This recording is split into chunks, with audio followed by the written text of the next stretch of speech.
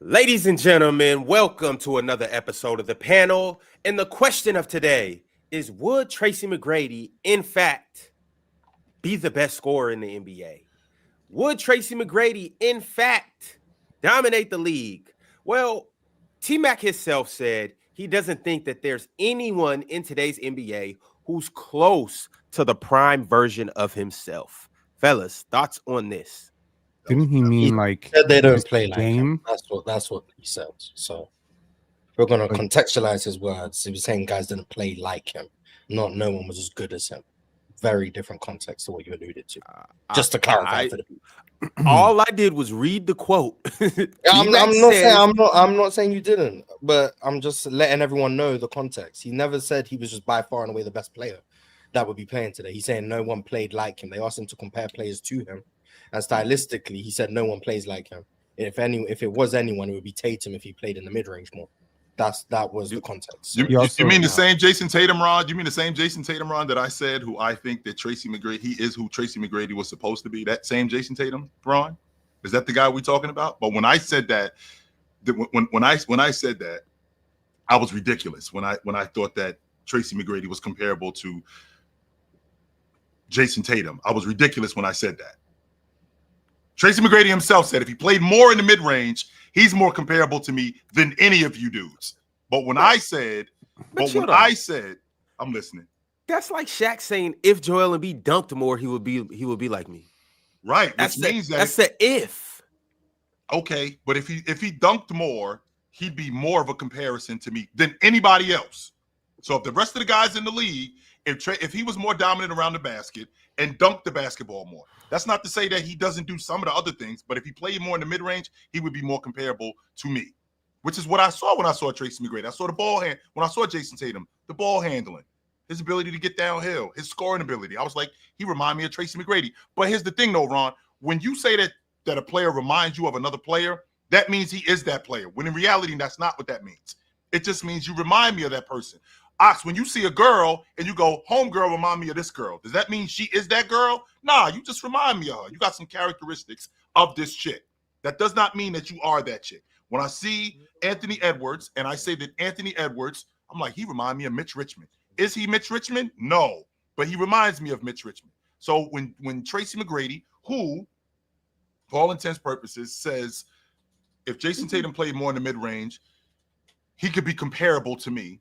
Because that is Tracy McGrady game. Tracy McGrady played a lot in the mid-range. Tracy McGrady was one of the best one-on-one players. He wasn't ridiculously efficient, but most scorers aren't because a lot of scorers are volume shooters. Because I don't know what scorer is not shooting the basketball a lot. Most scorers shoot the basketball. Just like shooters shoot, right? Just like shooters shoot. So because he wasn't ridiculously efficient, that doesn't mean that he wasn't great at what he did. I think it's more than that, though, Chill. Like, I understand him saying that he should shoot if he shot more mid-ranges, but and mind you, it's just an opinion. I don't think he was saying it as a fact, but it's just more than that. It's the aggression, the speed, the quickness, the athleticism, the swag, everything. It's, you know what? It's so many things that make Jason Tatum not Tracy McGrady. But I feel T-Mac, though. Yeah. Is there nobody stylistically?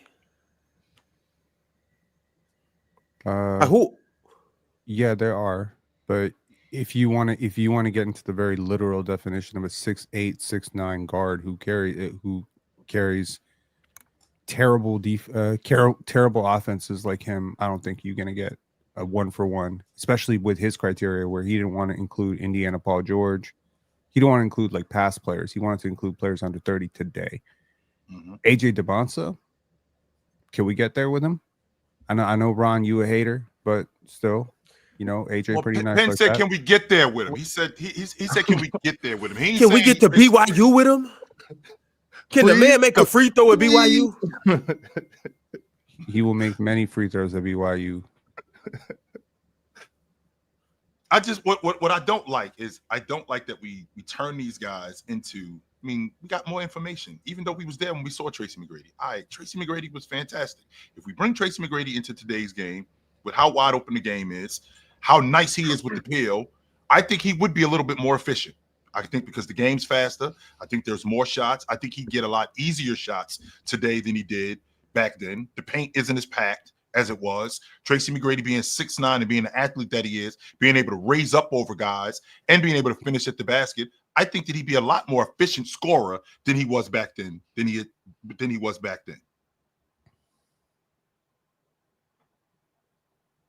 Most people would be. Just by Well, Did virtue his of jump being more shot efficient. lend itself to being a good 3-point shooter? The mechanisms of his jump shot, do they lend themselves to solid, efficient, consistent 3-point shooting? He had that one good year in 03. So 02, yeah, 03, yeah, 02. our optimism will say, yeah, that's just what he would do every year. And especially playing in this era, would he be able to hold up more because of what load management is and how they managing guys? Because back then, guys played a lot. They played a lot of games, and with them playing a lot of games, I mean, that was a lot on Tracy McGrady. So I think that I think that they would manage him a lot differently. I do think that he would get the 65 game minimum, but I think that they would manage him way differently than they did back then. Like him playing 70-something games, I think that was a lot on his body. Him particularly. I can't say that about a whole bunch of other guys, but him particularly, yeah, I think that would benefit him playing today. Yo, what's going on, Swiper? Can't hear you, brother. What's up, y'all? Now you hot. Hello, everyone. Why you ain't say what's up to me when I put up? I had to insert myself. As a matter of fact, Chill had to mention me for me to insert myself in the conversation. First So, off, me, why do Chill, you look Pin, and like Mars you're in don't Whip Tech? appreciate. Why do you Swiper? kind of look? You look like you're in Witsack right now. In what? Okay, Anyway, so Swiper is not in witness protection. Like, let's be clear about that. That's number one. Swiper is not in witness protection. Number two, Ron, what were you saying about us for? Like, what do we do? I'm not even gonna go there, Chill. I'm gonna be the Okay. bigger man. I'm gonna be the better Okay. host today than the Okay. other two hosts that are up here. But Swiper, I want to ask you about Tracy McGrady and how you feel sir. about Tracy McGrady in today's NBA. I mean, I was Without bringing up Melo too, please. Who brought Melo up? You're going to. He wasn't. I got a Melo. question, Swiper. Before you even answer that, Swiper, are we a lot harder on Tracy McGrady than we should be? No, I think We? most of it. Yeah, You. who's we? Yeah, you.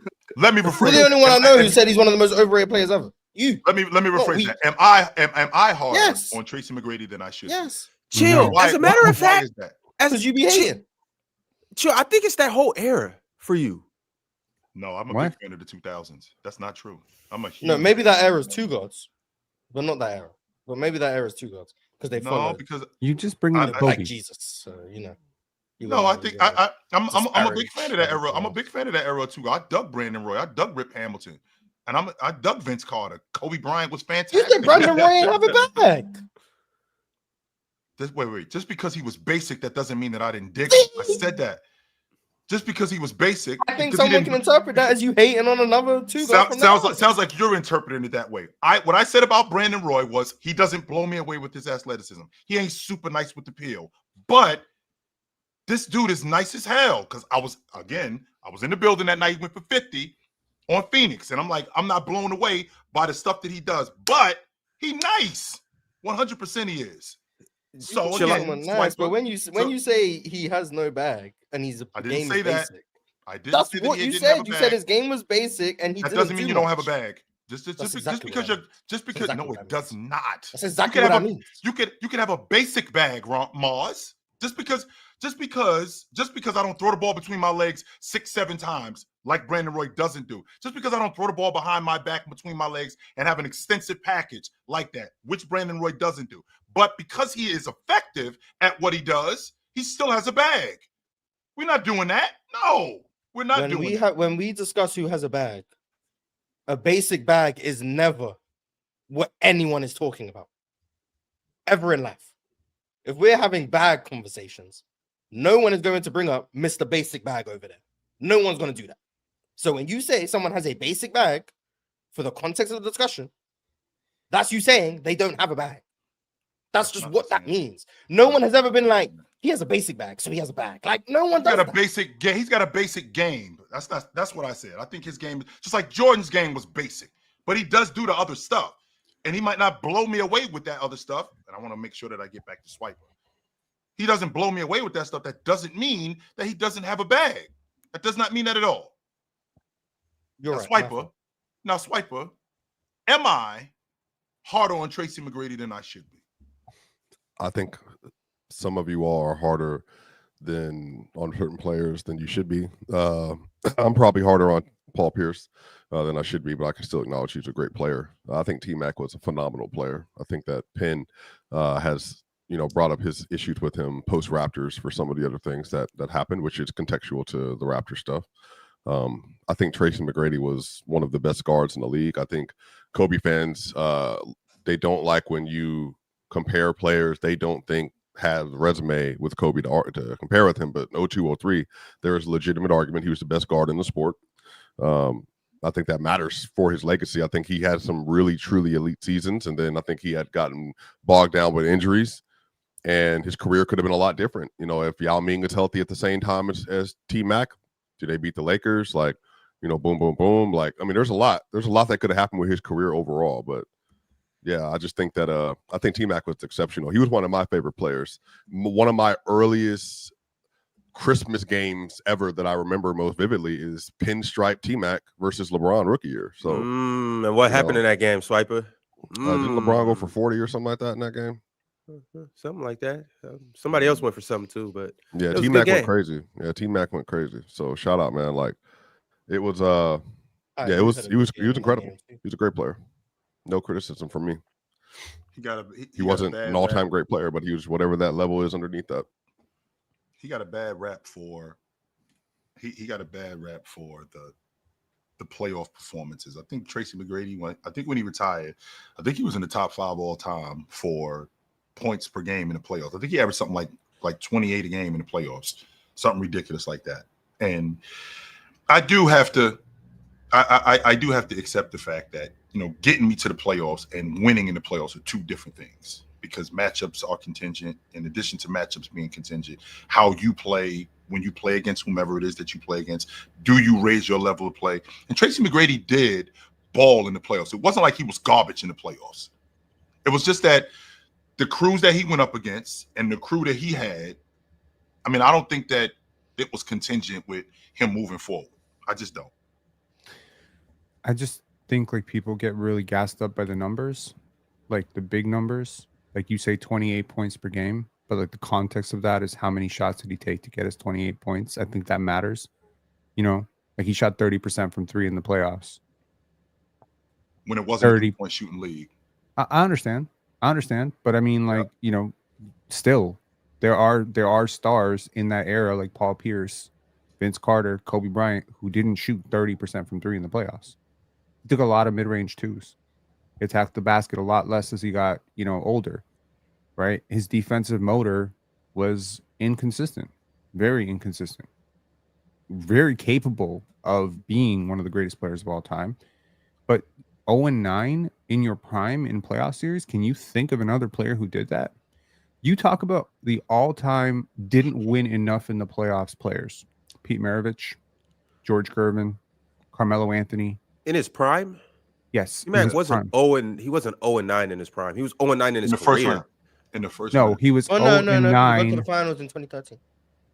Hold on. Stop with the 2013, Mars. It wasn't in his prime.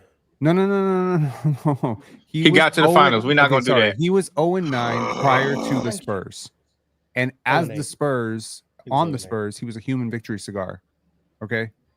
He did not literally. He was not playing a They were spot. 0-9. We just watched Kobe Bryant shoot wide open shots because he was playing with Shaquille O'Neal all day yesterday. They were 0-9. Okay? No, I understand that. So no. Because we just need to cut the shit. All right. Tracy McGrady might have been 0-9, but they were 0-9. Okay. 0-8. Let's because we before you got to 0-8. Okay, 0-8. Thanks, Morris. And one of them was in Atlanta. So if you're not going to count the Spurs. Yeah, that's what I'm saying. Well, it was 0-7. That's not even my point. No, we're not counting Toronto either. really was 0-6.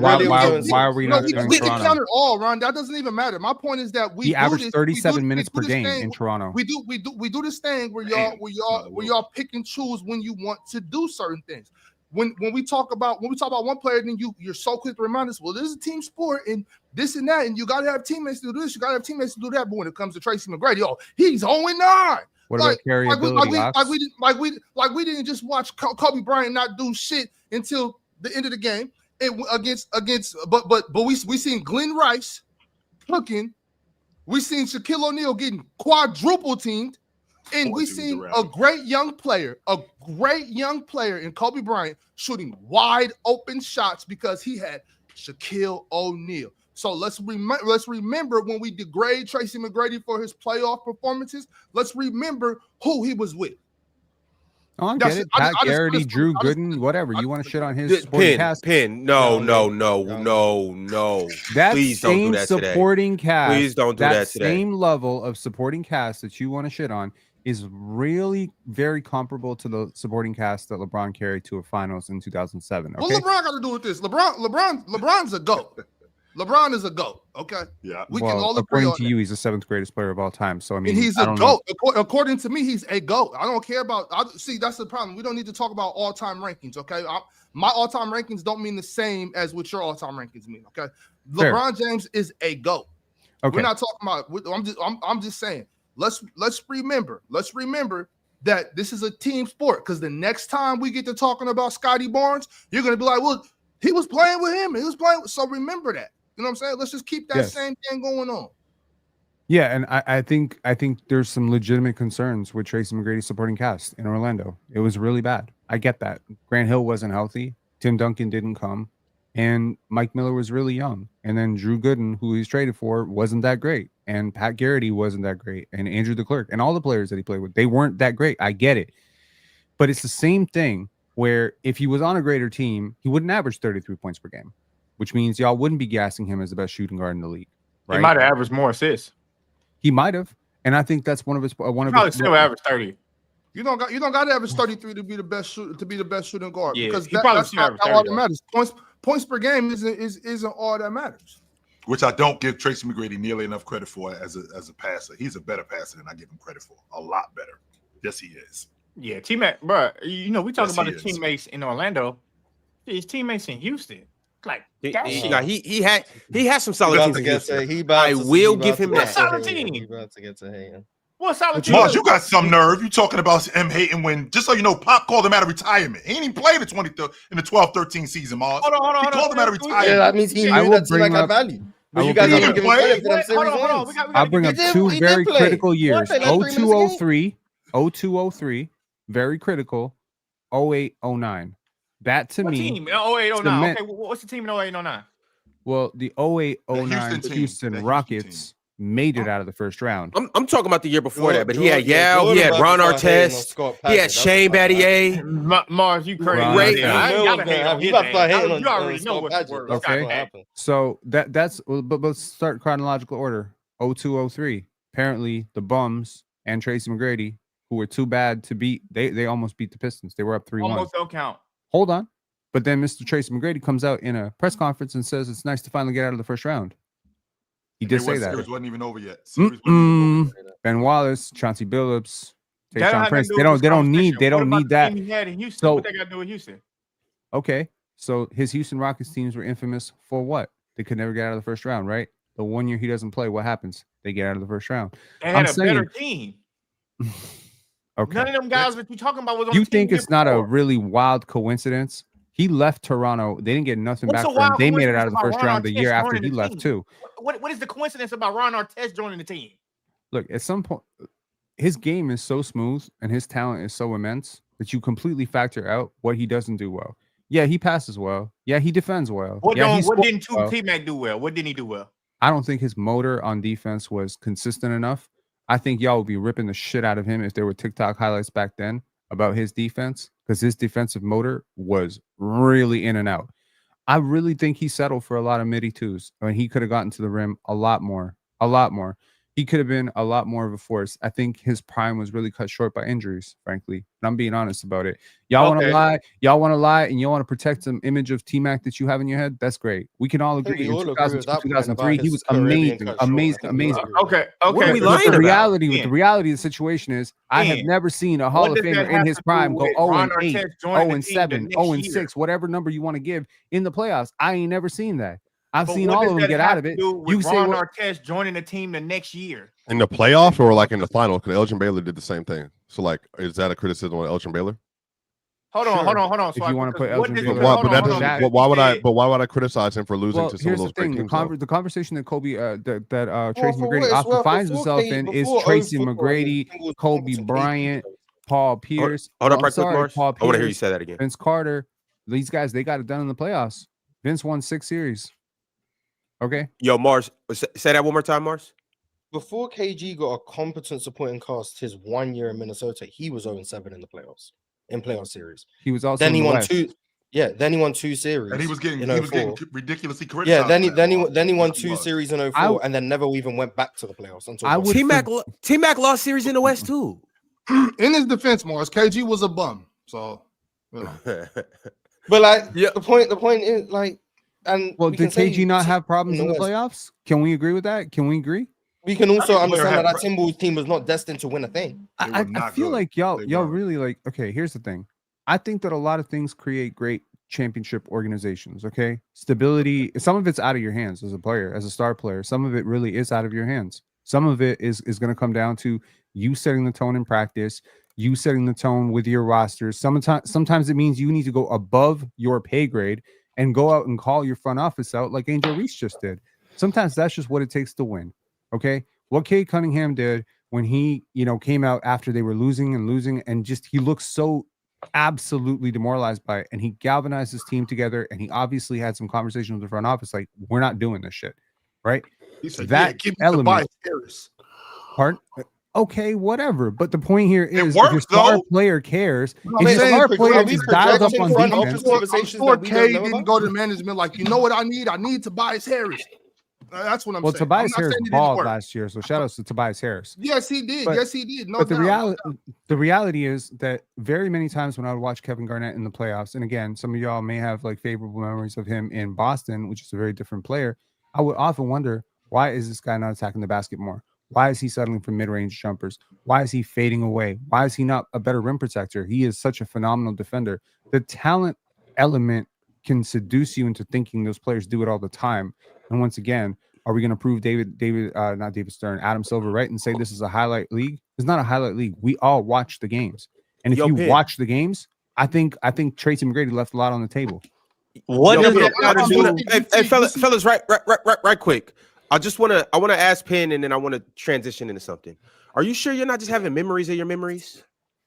However, even if you are, I want the people out there to have good memories of their memories, of those memories, of them winning plenty on Splash Sports. And it's only one way you could do that, y'all. You got to get off your couch and get in the game.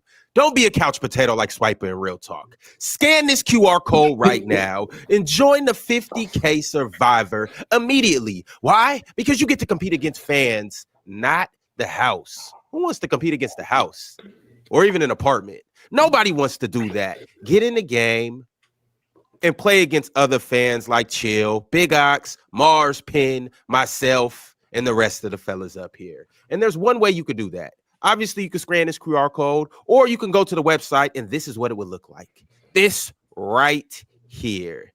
And when you go, you will scroll down and go to the Survivor 25. Then you'll, go to the Survivor 25. And then once you do that,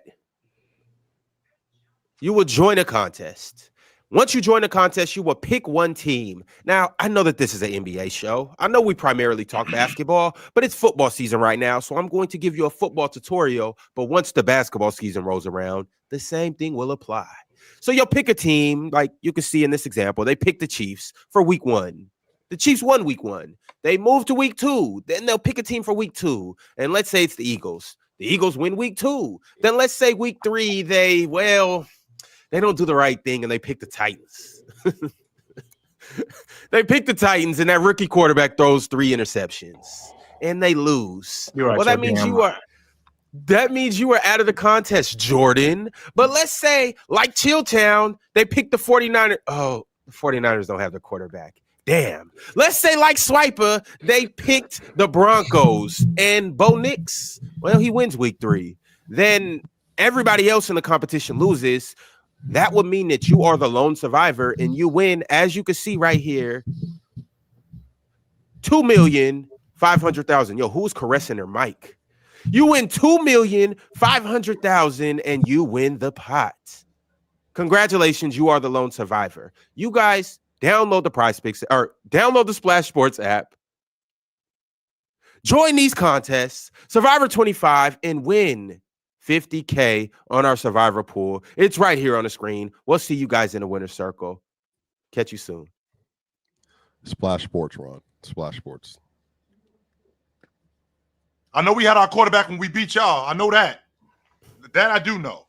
I don't know much, but I know we had our quarterback. Don't we play y'all this year? So.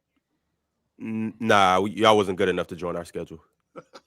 That ain't how the schedule worked, by the way. But that's not how that works, Drew. That's not how that works. But man, don't you ever talk about the goddamn Titans like that. Swiper and them just got away with it. You know, it's okay. I never got to ask Swiper this. You saw the vision though, right? Oh, I was very loud about it. I think that Cam Ward is very talented. I like what I saw from him. That's all I want to know. That's all I want to know. Did you? Yeah, am I tripping or was Real Talk up garbage? Here? Real Talk was up here, right? Yeah, he's up here now. Right our receivers are garbage. I made a sign for Real Talk. There you go. Welcome back, Real Talk. Hey, but before we move on, I heard he though, was suspended. Before we move on, though, Penn, what's up? What does that got to do with TMac in the next year when they got Ron Artest? And you tried to say the team, they made the playoff, they got out of the first round the next year. What does that got to do with TMac and the Rockets getting Ron Artest the next year? Ron Artest is really good. Yeah, so if he played with TMac, do you think they would get out of the first round? I don't know. Never happened. Never happened. Never happened. Sorry, I can't tell you what would have happened. He never I can't played tell with you. Ron Artest. That's just why. like I can't tell you what would have happened if you got drafted to the league because you didn't. You know what I mean? The what if game. You know what? When I came up here last year, Gifted asked me a very, very good question. Hang on. Last year, when I came up here, Gifted asked me a really good question about my top 10. He said, how do you define greatness? And I snubbed it off. I was like, this guy trying to be nasty. But it's actually a great question. How do you define greatness? I think so. Gifted was cooking. So it's feel about that. Pardon? Keep going, Pin. I'll stop interrupting. Yeah, I think a bigger part of greatness for me today, just again thinking about it for a year and a half, really understanding like what I was even trying to get at. I think did you maximize what you could do? Did you do all you could do? Did you leave shit on the table? Did you leave fuel in the tank?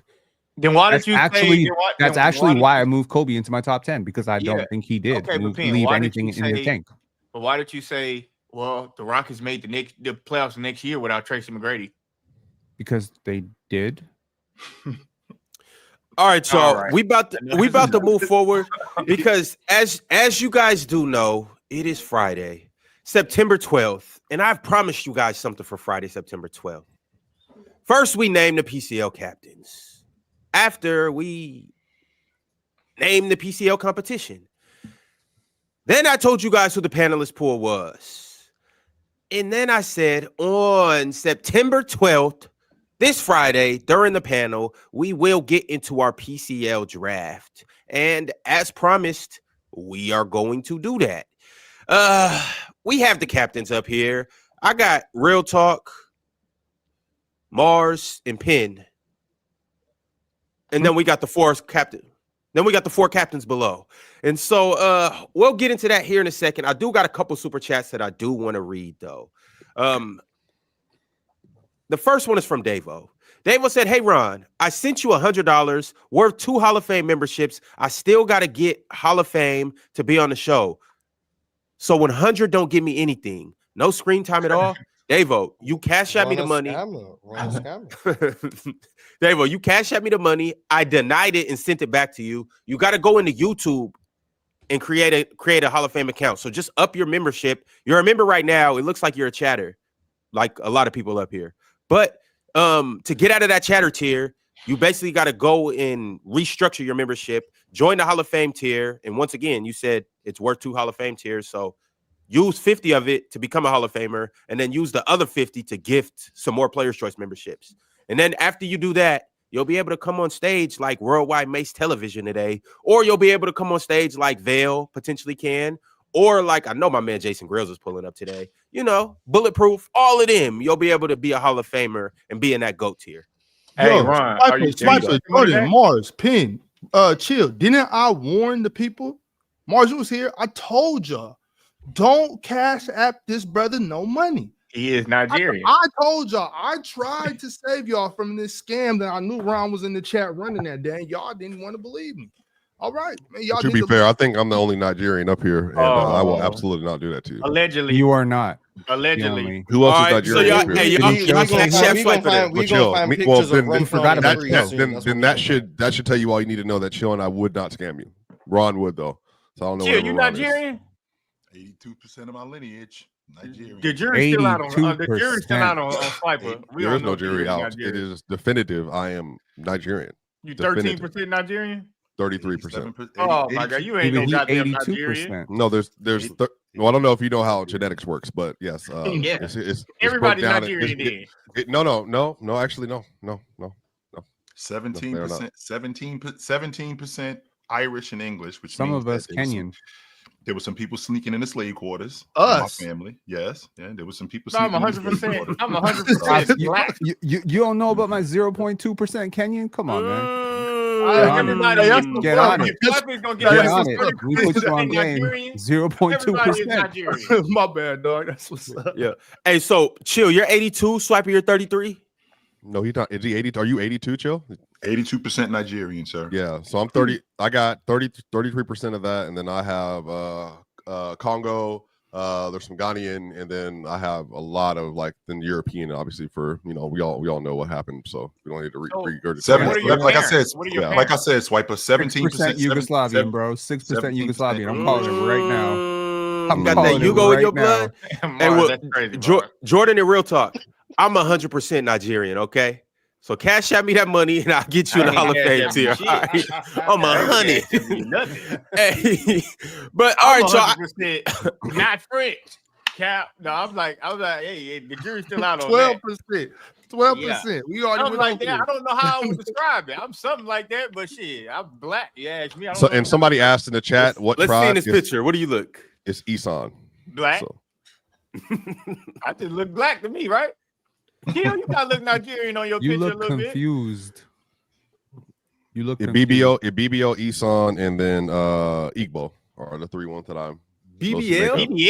BBL. No, don't just we aren't. See how we see what happens, Swiper? Exactly. See what happens? I expect more maturity from the black men up there. That's why you be on that stair stepper. But you don't expect more maturity from me? No, I expect Ron to be able to be a grown As you were saying, person. Swiper, I'm As sorry. we're talking As you about were saying, tribes Swiper. in our homeland. That's what All I right, expect. all right. My bad, BBL. But that's why he built like that. No, because Ron, now you want to get fried. Let's step into the cooking real quick. That's why you built like that. You built like a sprinter for all a right, reason. you're right. matter I'm of not fact, from you BBL land. No, you're My not bad. from Nigeria. You're probably from Somalia. No, shout out to my dog. You a runner, you a track star. That's my dog. You might have some kids. Ron, Hey, Problematic? shout out Yeah. Somalia. Yeah, you Some probably West are. I'm African saying, in like, you. based on Bro, your you looks straight and all from that the stuff streets of too. Seattle. Yeah, Huh? I can see Yeah, that. Ron definitely got some West African in him. Yes. Yeah, no for doubt. sure, for Oh, sure. wow, man. Mhm. I don't know nothing about nothing. Got a I just lot know of- I'm black. That's it. You said what? No, but again, I didn't know either. It was a gift. Somebody gave me that as a gift because I actually wondered my whole life what I was. I legit wondered what I was. What do you mean So they gave my- you a gift? So your mom gave you BBL as a gift? No, it's a cost. It's Ron. Nobody's gonna laugh at your bad anti-African jokes, by the way. No, but what I'm saying is, Drench, somebody in my life that I love, I had been asking questions about it. They knew what they were because they had done it. And so then they sent it to me as a gift. Because it costs like a little bit over like $50 or something like that.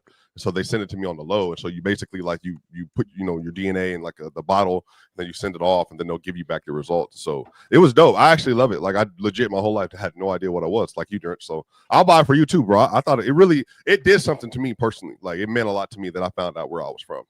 You found out you that you know who else y'all found better out start where giving he's from? African? The government. Stop giving people I y'all don't DNA. believe that. No, I shit, mean just man. to know to put a name. Yeah, I think it's I important have to be able to different put a name from where you're conspiracy from. on those things that I would not It's like the to same thing share, with so- kids that are adopted. They want to know. They at least want to know who their biological family is. Like it brings some. I feel that for Closure, sure. identity. I get it. Yeah. I get it. You I know get that it. makes sense for sure. But y'all it better is So start- you're interesting. 33. But it You're is interesting to 33% know. Nigerian. That's what you said. Yeah, 33% Nigerian, and then I have looking in this now, 14% England, Northwestern Europe, Bantu, Ivory Coast and Ghana, Mali, Benin, and Togo. So that's my most of So my you makeup. barely black. No, that's just not how that works. But It Yeah, tells I you. know. It tells you where. Okay, so from what I understand, it pulls together similar genes and where those genes come from. It doesn't tell your ethnicity. It tells you like where you're from. It's not the same thing though, right?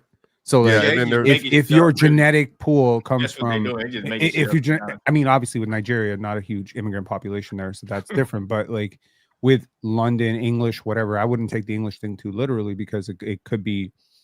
It could be an Indian family, and in they England. also Penn, just so you know, on Ancestry they have a journey section, and so I feel like this is important. So they literally will show you the most likely timeline from when you entered into a place. So if you look, and you can all find this, my descendants are mostly from Virginia, North Carolina, South Carolina, Georgia, Tennessee, Kentucky, Arkansas, Louisiana. But obviously, because of the chattel slave trade, this is where they brought African people. So like they're literally telling you from where you started from to the actual like your blood genotype from where you most likely originated. So we are all, unfortunately, our history has been taken from us, and so we have to do things to learn about it. So I think that's very important. It should be free. If you ask me, my last one thing, it should be free. Who owns Ancestry.com? Well, that's a whole thing. That's a whole other conspiracy. Well, But I don't know if they got to turn that over to the government. That's how they be solving stuff and all. I just ain't sending nobody my DNA database, baby. I don't want to be participating in that shit. Oh, they get your DNA from everything, by the way. So yeah. Mars, what's yours? Mars, what is yours? He's Jamaican. You don't know about that? Mars is Jamaican. I don't care. I'm Mars born say, "Don't care. I where don't I'm care born, either. and I'll die where I die. I don't. So prophetic. Yeah, Mars will have an older relative telling them all this, and then halfway through, just look and be like, "I don't care." All right. You know what I'm saying? All right, Mars, all right, fellas. I'm in Tennessee. We're going to go ahead and get into this draft. As you guys know, these are the captains. We got Team Mox, Team Jordan, Team Chill, and Team Swiper. And these are the panelists pool, or the pool of panelists. You got Penn, Joel from Pick a Side, Real Talk, Dion from Ohio, Gifted, ZZ, Hayes, Sports Fluent, Old Dirty Mustard, Matty Ice, Jay from Fuck Is You Talking About podcast, and Pirates. We got some good guys up here, so let's get into it. Who got number one pick? If I'm not mistaken, Jordan, you got the number one pick, right? Oh, you motherfuckers messed up now. Which Jay is Jordan, that? Jordan Chill, me Swiper. Which Jay is that? No. Jay, It's The really funny one from he was New on York. the show last week. He's from New York. You know. Yeah, he's from New York. Figure out if I'm gonna draft Some- Dion some- from some- Ohio first, or see what we gonna do with this, because you can't beat Dion from Ohio. That's just like a give it. I don't know who's going first, but I got a slight inclination who might just slip their way into a top 2 or 3 pick. What's good, Joe? What's up, fellas? How you guys doing? What's up, bro? Cool. Hey, shout out to my who y'all dog, think I should pick first? brand new Packers fan. Shout out to my dog, man. Brand Yes, new. sir. Hold on, you brand new? Yeah, I thought he's you was been already brand very new nasty to the propaganda. Packers family. But he I've been here. He converted like he went to prison and became a. Yeah, I've it's been actually here. crazy. Yeah, I've been here for Jordan Love. he Though. came out Day a one, la Jordan Love. Joel. Yo, Joel, Right. what's your player comp? This is the draft, right? This is the draft, right? What's your player comp? You more Anthony Bennett, Derek or Fisher. Derek Fisher? Yes. Damn, That's my Derek player Fisher. comp. I like that. Wait, I like hey, that. I'ma play the Jordan, role the right way. You got third place Huh? in the PCL? In the PCL, because it was you and Chill for the third place. Yeah, Chill beat me. You won that. No, Chill beat me. So then Chill go first. You go second. Hey, no, hell no. We already solidified it. It's already on paper.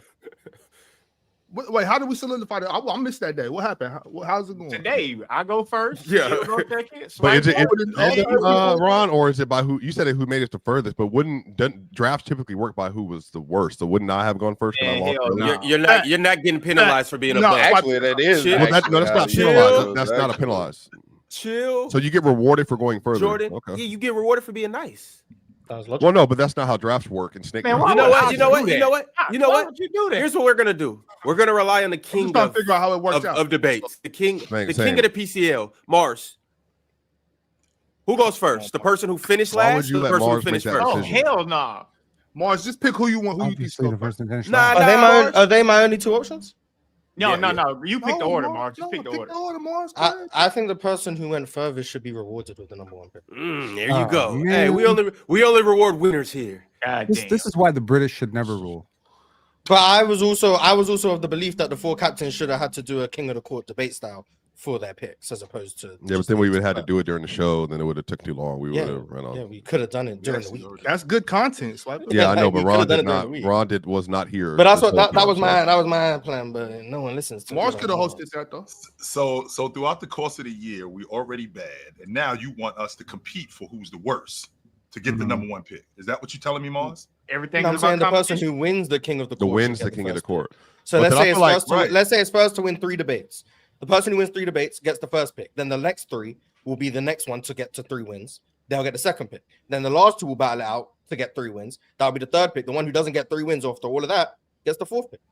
That's But, nice. so That's wait, how I am would I 06 Kobe then? Mars, did you tell Because, Ron like, that? I got MVP and I then said it I'm on out the in show, first round? but it wasn't acknowledged as. That's exactly what I am. I'm 06 Kobe. But- All right, y'all. Let's get into it. Chill got the first pick, then Jordan, then Ox, then Swiper. Can we get a split screen Swipe with went out the in names the up first there? round. Second. I don't I went out. remember. I went out round 3. And You lost to me, I got so robbed, yeah. too. I got robbed too. Yeah, because All right, chill. in the second round. Chill. These are your options on the screen. Also, you got 30 seconds on the clock. Did you know? Who are you rocking with? With the first pick in the PCL draft this season, I'm taking my man Tony Tone, Sports Fluent. Seen that coming, Fluent seen and chill.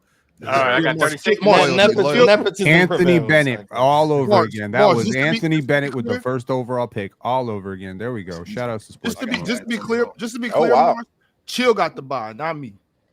Oh, was it? Oh, okay. My fault, I had to my catch fault, every my fault. fade. My fault. So I genuinely can't remember. I just remember it was Riv who didn't show up. But I So can't you're remember. rewarding buys, Morris? That was ZZ. That was ZZ. ZZ and Chill got the buys, not me. Okay. I'm building a dream team. I'm just letting y'all know. All right, well, who you rocking with, Jordan? It's on you. Bring the list back up, and I can tell you. Oh, I got a question before I pick. Nice. Do we split 1250? No. We So always Uh-uh, each. uh-uh. So No, here's how it it's works. the only your team's gonna split up after if you get through your Right. team splits up and you guys are debating individually. So you should factor that into your drafting. How Do you a wanna draft captain? a You don't know the team? rules. That's So let crazy. me Come on, let me Don't draft no one you can't work with. Don't draft no one you can't beat. let me break down the rules for everybody in the chat who may not know, or any of the panelists who may not The know. draft already started. This is how it's gonna work. Everybody, we got 4 captains, right? The 4 captains are each gonna draft 3 players to their team, which will make 4 teams of 4. After the 4 teams of 4 are selected, 2 teams will battle it out in the semifinals of a king of the court. King of the court is you have your team, and then there's another team. You guys get assigned a topic right there on the spot. It'll be one panelist from each team will battle it out. Each person to get 40 seconds to make their case. The chat will vote and maybe a selected judge. Hello, Mars. And whoever wins that mini debate, their team gets a point. That person goes on to debate the next person in line. The next person steps up. Each person gets 40 seconds. If that person wins, that means that they got 2 points.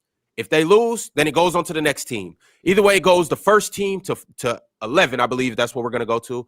11 will move on to the championship. The 2 teams will move on to the championship. They'll play each other. The team that makes it out of that king of the court, best of 4 or team of 4, they will then move on to a round of 4 tournament where all 4 members of that team will battle it out for these prizes right here on the screen.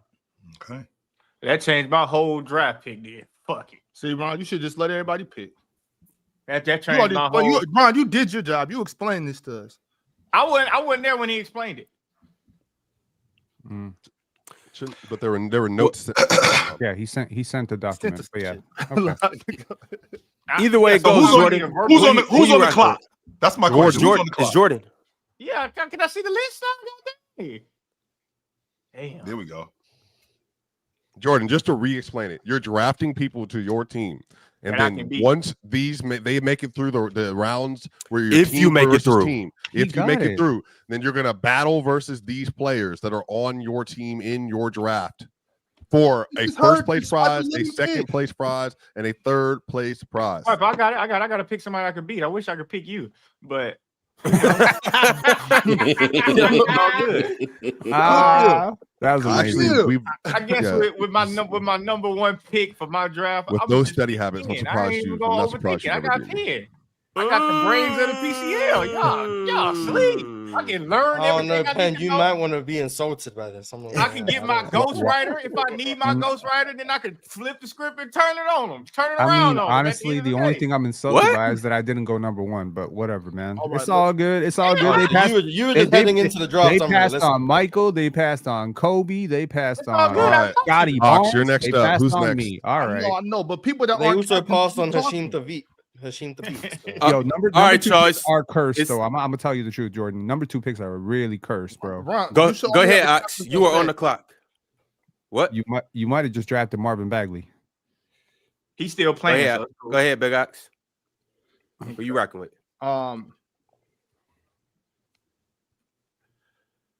man, I had some trouble doing this. Honestly, just to be honest.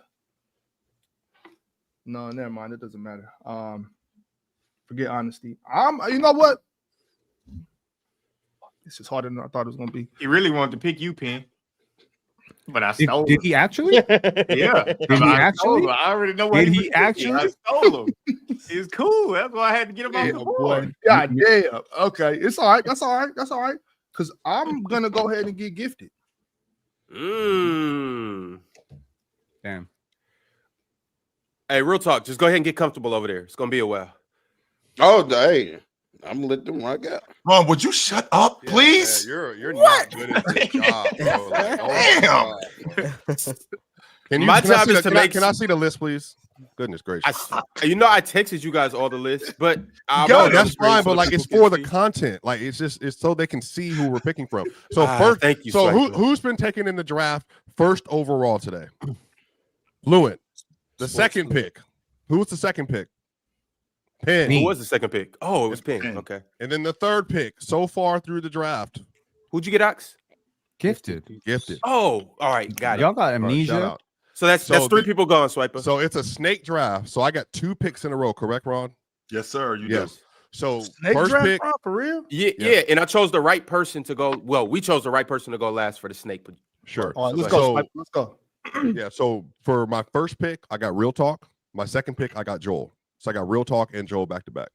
I was about to say, ain't no Damn. way y'all letting Real Talk fall to me. Because if there's no way he was falling. He wasn't. to He me. wasn't gonna fall to you, Chill. You don't got to worry. I was about to say, Y'all there's no can't be- way. Swiper, you That- Now can't look Real at Real talk. Talk. I'm happy that Hold people on. are Hey, arguing Real over talk. his presence. Real talk.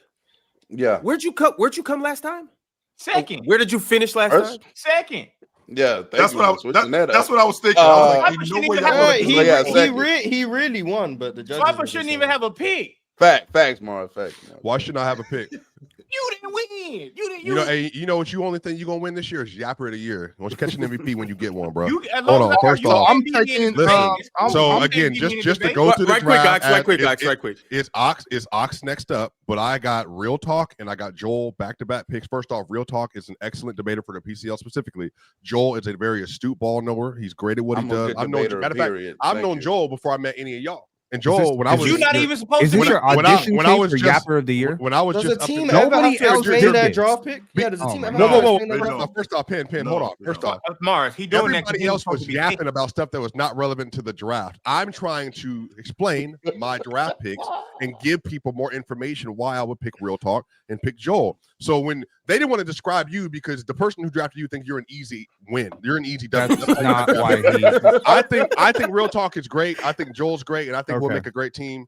And like I said, I've known Joel since before I met y'all. So Joel been Bro, great. this So shit is we're rigged. moving This on. man is not supposed to be picking. Hey, but for real, Wait, for why real, am I not supposed to be picking? Hold on, finish that thought, Jordan. You just mad at him Real talking to him talk. before. Chill. Me. You know what? We can't Hey, always real go talk, back. let's flip it. Me- How about this? Then I'll be a draft pick, and then you can Yeah, go be a me and captain. Mark, There you me, go. me and Team Mars is have the same. authority. Real The talk team is can't the do this. same. The team is the We same. don't know. We don't know. Well, Yeah, real you talk. can Would be you the have picked same Swiper? dude, Real talk. to Would be you have picked honest with Swiper? you. Hell no. Yeah, I would have picked Swiper and Joel. Yeah, I would have. Oh, all right. Well, for same team different applies. reasons. Yeah, for so different hush reasons. up there, Beardy. Next up, go ahead. Also, Yo, hold up.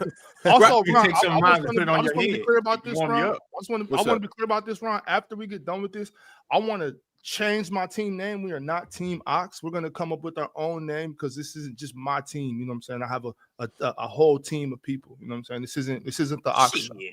Sure, sure. They don't do that for Team Braun. Hold up, though, Ox. Before you go, I want to hear from Joel. I want to hear how he feels about his team and how he feels about being drafted where he was drafted. Well, number one, I'm honored based on how Swiper described it. It felt as if he was making the pick out of the kindness of his heart. I felt like Jordan was kind of making the pick because he thought he could beat Penn in the debate. So I wasn't sure if I should out be mine. insulted or complimented by getting drafted high, to be honest.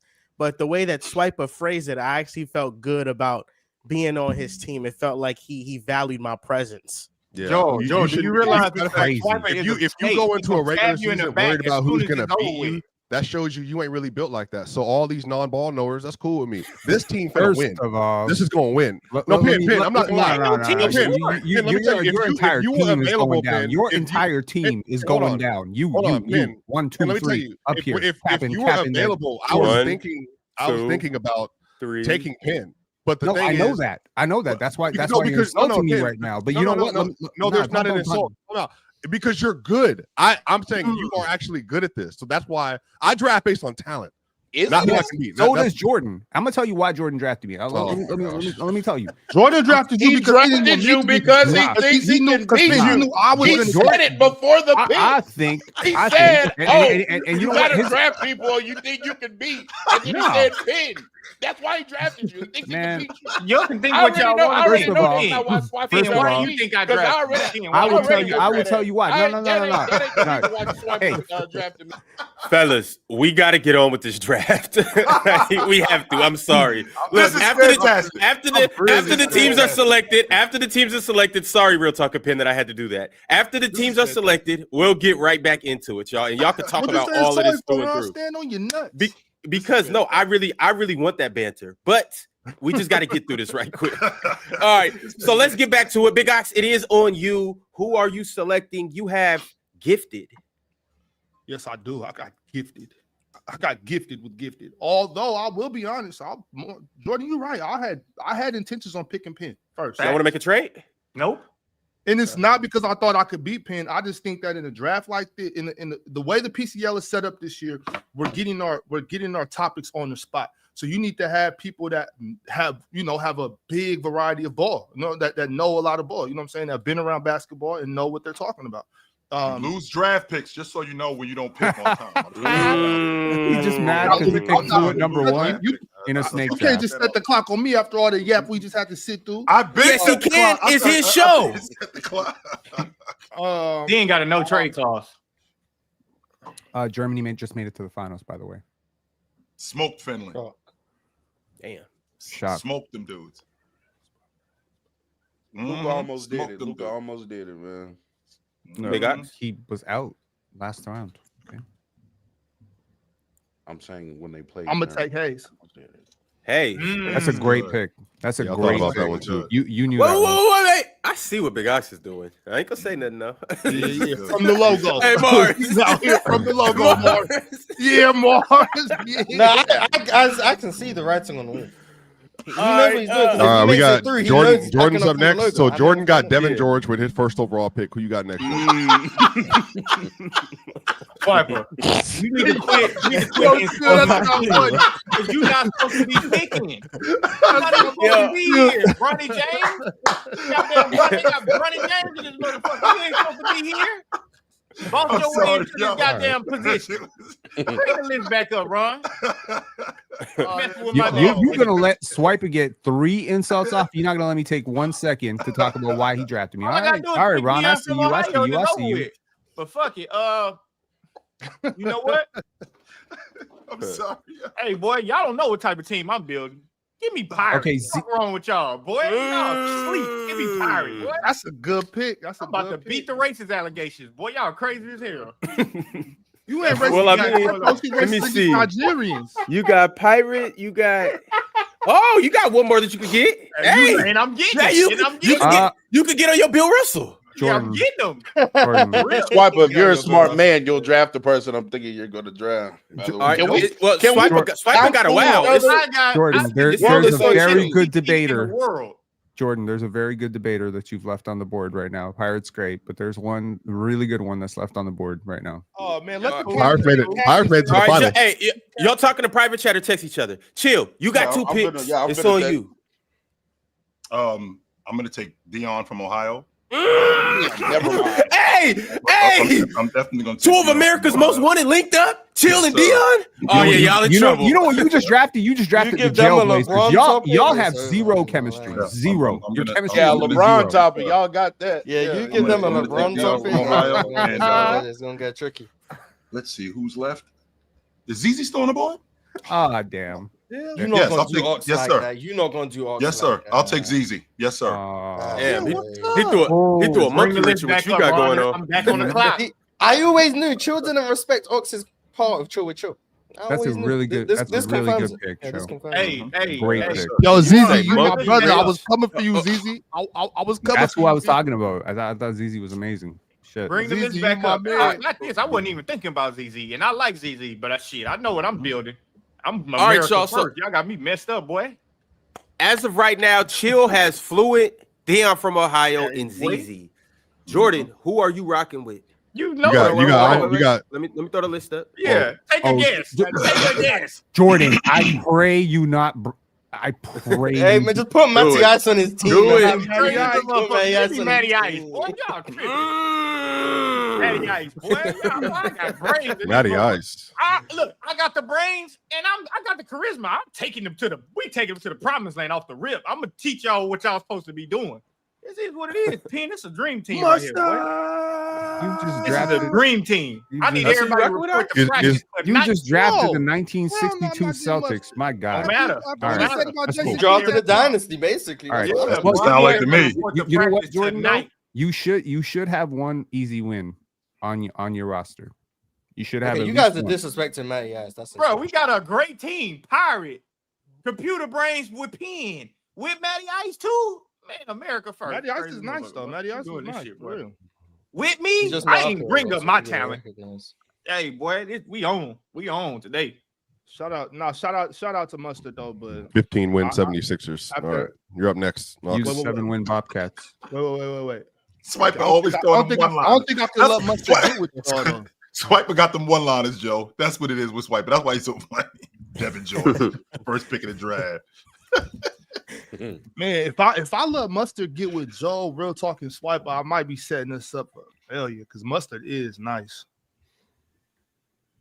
Nice for what? Look at Deshaun? Mars' face right now. Look at Mars' face right now. Mustard- Look at Mars' Mustard face is right not- now. But you know, That's I one- just that's one cannot. of the judges. Hold That's on, what Pin. one of Hold the on, Pin. judges Hold on, think. Pin. Hold on, Pin. Let the captains do their captaining for a second. I just can't get over that shit he said about Jason Kidd. I'm sorry. I just can't get over that shit. So What did he say about Jason Kidd? I missed it. He called him a light-skinned Ricky Rubio or a white Ricky Rubio or something. He said. He said last game Ricky Rubio. Yeah. I mean, if Can't you would get have over switched that. with great defense, I mean, Yeah. I'm gonna go ahead and get my New York brother. Give me Jay. Good pick. That's a good pick. All right. Great pick. All right, Swiper, last but not least, who you rocking we with? got Mustard. Come on, Cameron Omo Booth. Mustard. Yep. Omo Mustard. All you motherfuckers gonna again, be. All you motherfuckers gonna be unplayable. Omo Mustard. Hey, Jordan, mute your mic while the captain's talking. So Omo Mustard is another great YouTuber. I knew him before I knew any of y'all as well. So shout out to Omo. He actually Unplayable. helped put me on early on too. So look, I show a lot of people that are great at what they do. So Omo Mustard, Real Talk, and Joel. Yeah, I mean, respect. This is a You great didn't team. even want Mustard. You got I'm not saying I I mean, almost great at what he does. I mean, he didn't. If I he think was so here, I too. think he would I have got love picked higher Mustard. personally. If he was here, I think he gets picked higher. But Those two things ain't the same thing, Ox. Like you didn't want somebody, but you got him. Those two things are Right. not the same. You know He up there trying to act like, yeah, I knew I was getting Mustard. That's my man. He put me on. You didn't ask Mustard's for good at it. what he Mustard does. fell in your did Mustard All fall in his y'all lap, gonna be Ox? unplayable. Yeah. by the You know, first round. Swiper, you know when you be at Jordan, the hey, are at you the- getting at the out of the Braves first round? game? Swiper, you know when you be Brother, at the you Braves wasn't game, you coaching me eating the last year, glizzy so and the don't mustard question falls me. on your lap?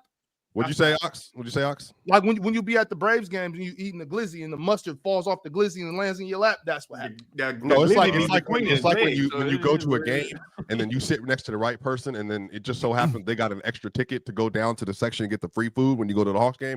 That's what just happened when I got Omo. So I appreciate it, man. Great food, great service, and shout out, man. It's gonna be great. Ron, now can I respond to the allegations? Are we done? with the Yeah. draft? Yeah, hold on right quick. I just want to put this on the screen so everybody in here can see it. Hold on just a second. Y'all bear with me. Oh, yes, the Game Time app. If you don't know how to get in the game, and if you don't want to be last like Mustard to the game, then this is what you need to do. You got to download the Game Time app. Use code PLAYERS and you will get 20% off your first purchase. And on top of that, you will be dealing with the easiest and most convenient way to get into any game possible. WNBA, MLB, NBA. Oh, but right now it is the NFL season. Perfect. So football fans, let me talk to you guys. In case you want to get into the game and don't have to deal with sneaky, shady surprises at the end, if you want the price that you see to be the price that you pay, then you need to download the Game Time app right now. Use code PLAYERS and you will get $20 off your first purchase. That's right, $20 off. Don't miss out on this perfect opportunity to not only use the code PLAYERS, but not to miss out on getting legit tickets at the lowest prices with the least amount of stress possible. Game Time app now. All right, fellas. Wait, this can I be? I just want to be clear on the rules. So the first round, our team just has to win. Yeah, well, your team has to win 2 rounds.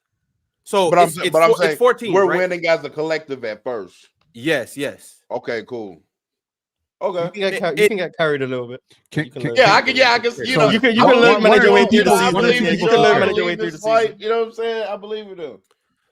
And also, too, in case you guys don't know how the King of the Court works, you can literally go to YouTube and type in Player's Choice or the panel King of the Court, and you guys will see a old school King of the Court where Low was there, Ticket was there, Dub was there, a lot of good guys, and we had a King of the Court, and it was amazing. But You'll these never guess are who the won that. rosters. Yeah, who won that, Morris? You'll never guess.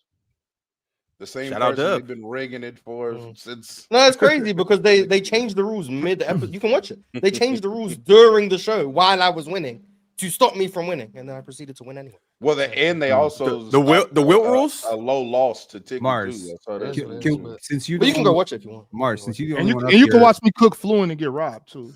Mars, since you're the only one up here who is not involved in this technically, what do you think of the teams? Any initial analysis? I think different teams employed different tactics. Some people, I think, played the long game in terms of thinking about their individual matchups. And I think some people played the game of guaranteeing themselves a spot in the final rounds. If I was drafting, I would have done the latter. I would have guaranteed myself a spot in the final rounds. If I had to have a favorite team, I think Swiper has built the best team. But I do think you have a lot of people who can surprise people. I think you guys have all dismissed Matty Ice. I think because he hasn't been up here a whole lot, I think you guys are dismissing his ball knowledge and his ability to articulate himself. But there's not really any liabilities anywhere, so it's not like no, I mixed Matty Ice up with somebody. I mixed him up with the Boston guy. Oh, okay, that makes sense. Shit, who's Matty Ice? Jack. Exactly. I don't know how to Matty describe Ice? Matty He's Ice great. to anyone. No, who hasn't I met. like Matty Ice. He's on Never NBA mind. TikTok. He's on NBA Shit. TikTok. No, Matty Ice is good. My bad. I thought he was. Matty Ice is- If you thought he was Jack, I thought he was a Boston guy. I don't know how to describe him. He hasn't been up there. Matty, good man. He's good. Yeah, Jack Coty. Yeah, okay. Matty Ice wasn't that good when I blasted him in the first round of the PCL last season. But or maybe you're just really good. Well, I mean, there's Maybe always that, Morris, but I'm just saying that. But no, I like, and I think y'all sleep on Jack Cody. When Jack be serious, he all right for real. When he's serious, sometimes I've never met him be serious, so I couldn't tell you. Because I had the same theory, but I was sleep on Matty Ice for sure. I saw Matty Ice when he was going against Ox. It's some things that I can coach him on, but you gonna be coaching him behind the scenes? Like you gonna be heavily involved? Okay, yeah, for sure. That's why I did what I did. I get to learn from them. They get to learn from me. Okay. So I want to say one thing. I actually want to say two things. One, Mars, shout outs to you for trying to keep things objective. But you did pick Jordan to lose in the first round last PCO and the second round and the third round. And I kept telling you were going to be wrong. And I believe that hammers home to my next point very well, which is I think I know why Jordan picked me. And I'll let you know. Jordan, let me know if I'm wrong. Through the last PCO, don't let him know, Jordan. No, definitely let me know, please. Let me know if I'm wrong. Because he's the Ghost Rider. I'm not the Ghost Rider. Nothing.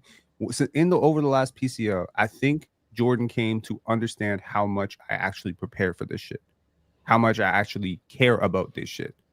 And I've been telling Jordan, like, yo, I've been researching this for like 3-4 hours, 5 hours, whatever. So I think that he just respects the work ethic, and it takes one to know one because I respect his work ethic. So. Did you want to take a time out to glaze yourself? What am I listening to right now? We don't care. We do not care. We don't give a flying. I don't want to. We don't care. No, but no, real talk. That's not. Honestly should have got undrafted. Real talk. Wait. You probably should have gone the Fred VanVleet route. You should have gone undrafted. Because that's not the final last year. You're just yapping it up. You know what the truth is? I'm the not truth gonna is take that for granted. Swiper wanted to pick you because he thinks he can beat you. That's the truth. Y'all gonna have the chemistry and the functionality of the 2003 Jailblazers. Y'all gonna why? Wait, hold on. I'm gonna remain too many cooks. Do you think it's more likely that Swiper drafted Real Talk for the reason he could beat him, as opposed to Jordan doing that with you? You think it's more likely for Swiper to be the reason? Well, even though Real Talk beat Swiper last time. First of all, you think that's more likely? Bill drafted his friend. Jordan drafted his friend. Swiper drafted his opponent. What? You understand? That's the difference. Wait, why are Real Talk and I not friends? Y'all not friends. Why are we not friends? Let's talk about Nikola Jokic. We've seen. But real talk. Oh, just to be clear, Real Talk and I have a friendship that goes a little bit deeper than Serbian blood, my brother. And I'll put you up on game one day. But no, I think Jordan's team is good. I think Jordan's team is good. I would actually like to hear now that Ron's gone and I can host, and we can actually get through this in a very I say smooth way. If y'all had to rank the team so far, because the chat seems to have an opinion, how would y'all rank and we can start with Penn. I would rank our team number one. We got every era covered. We got Pirate, who's been deep in the PCL. We got Matty Ice, who I just found out 5 minutes ago is not who I thought he was. Is not the other white guy, but is actually he's Tracy Mcgrady though. He's the good white. Like he's like the good debating white guy. My bad, Matty Ice. My bad. And my reaction is not gonna sell. Is selling you short. But we got Pirate, who has an era of knowledge. I mean, especially you got to be quick. Pirate got the 60s. He got the 70s. He got that shit right. Jordan got the X's and O's. I got the analytics. Y'all don't realize because y'all always sleeping on Jordan, and I'm not glazing. Y'all really do be sleeping on Jordan. He does the work. He thought this through. You just went on vibes. That's the problem. I like Jordan did not he didn't even know the structure of the PCL until. But that's how Jordan be fooling you. That's how Jordan be fooling you. He knew it all. I think he knew it. Hey man, listen, Jordan, can you honestly say to me that you knew the rules prior to him explaining that to you, Ron? When Ron, could you even say you didn't know he sent it to you? Rules for sure. I definitely misinterpreted the rules, but I will say that I had a strategy all along. I will say I had a strategy all along. I knew for a fact Ox was gonna pick Penn. I knew for a fact he was. So I knew I wanted to pick Penn too. So I know if I got the pick before Ox, I know Kill definitely wasn't gonna pick him, and I knew Swiper wasn't gonna pick him. Why? I got Penn because I absolutely would have taken Penn. So I got Penn. So which one of your long-term relationships would you have sacrificed? Well, that's Right. the thing. I think Because you think told Penn- me, Right. you're talking, Yeah. I knew him. Yeah, and I think There there's, you I think go. there's a I very knew him. Yeah. Oh, Homo Mustard. Yeah, Yeah, I he think go there's way a back. very- So yeah, who there's you a- sacrifice, Swiper? But that, I mean, I don't know. Honestly, I would have taken 1 or 2 probably though, because I think Penn also is another one. And to his Well, credit, Real to talk, be just fair, remember, to be fair, you guys to be would have been fair, sacrificed. to his credit, because he does study as much as he studies, I do think that's important and that does matter. So I mean, that's a part of it. You got to consider who's on the table when you're drafting. I think like Pyro was a he's sleeper. well deserving of being one of the first round picks for sure. Pirate was a sleeper because y'all don't understand. Boy, Pirate is an old computer. He got that old startup when his internet cut on. The whole house know he on the internet on some shit he ain't supposed to be on. Well, Pirate is a Plus, he perfect can PCL debate. debater. He can debate. He can debate. He's gone further than you, Swiper. Pirate is one Our to be respected. 3rd round pick went further than you, didn't he? Dion wrong? from Ohio. There you go. So he's been further I than like. you. I like. He's a- Pirate. he's a great PCL debater. Wait. Real talk. One more time. I'm sorry. You were saying something. Real talk. No, I'm saying the one. I mean, Pirate to me is always somebody to look out for because he does just kind of he can just know some shit off the top of his head. Chill, obviously. Jordan with prep time has shown to be a formidable opponent. Okay. Ox, I heard Ox twist a Cade Cunningham playmaking argument and say, well, he needs his teammates to finish the deal. He made a good point, a bad point. I don't even know. That was very impressive. So yeah, there are definitely some formidable opponents on here. Dion from Ohio is also, a sleeper, but I like to adjust to whoever I'm arguing against. I know if I get Penn, I mean that's easy work. All you got to do is yell at Penn a little bit. He gets flustered and it's over with. I don't really understand. Penn, we're working on that. Don't worry about it. Why don't you try to give him an exhibit right now? Why don't you try yelling at me and see how flustered I You get? said you was It literally looked like it just Flustered right happened. now. I don't It looked like it just happened. Real talk. I'm not It looked like flustered. it just happened. I ain't We got flustered. practice. We got practice this weekend. So don't worry about it. I got it. Sometimes I know the world has only seen the reverse. They only seen the white guys teach the black guys. Sometimes we gotta flip it a little bit. I'm making history. I'm telling you, I'm making history. Hey, I do want to say that my Wrap it up. team initially when I came in there, the team I wanted was Penn, Gifted, and Real Talk. I was very sure that wasn't gonna happen some way or another, but that's the team I wanted. You know what I'm saying? And I thought I knew that was gonna be a toxic team, but I thought we was gonna run it with that team. Honestly. Sometimes the toxicity be helping. Like it helped Kobe and Shaq, right? You need a good coach. So we needed you to be the Phil Jackson in that situation, right? Well, you need honestly, to bring the sage, bring the yoga mats. And Jordan, you actually did a bring the good job calm. because you drafted two criticize people that Swiper's Penn team has for not lack of had a chemistry, personal by the way. beef with. I don't think he's ever had a personal beef with Matty Yes. Ice or with Pirate. So like that actually worked out for you as well. And I drafted. That's my interesting, weaknesses. Jordan. Of course. I mean, sorry. That's interesting, Swiper, that you would bring up that I haven't had a personal beef with Matty Ice. Like you so coded. You're so coded. Hey, Like real you talk, think you flustered, think you flustered. no, you're not flustered.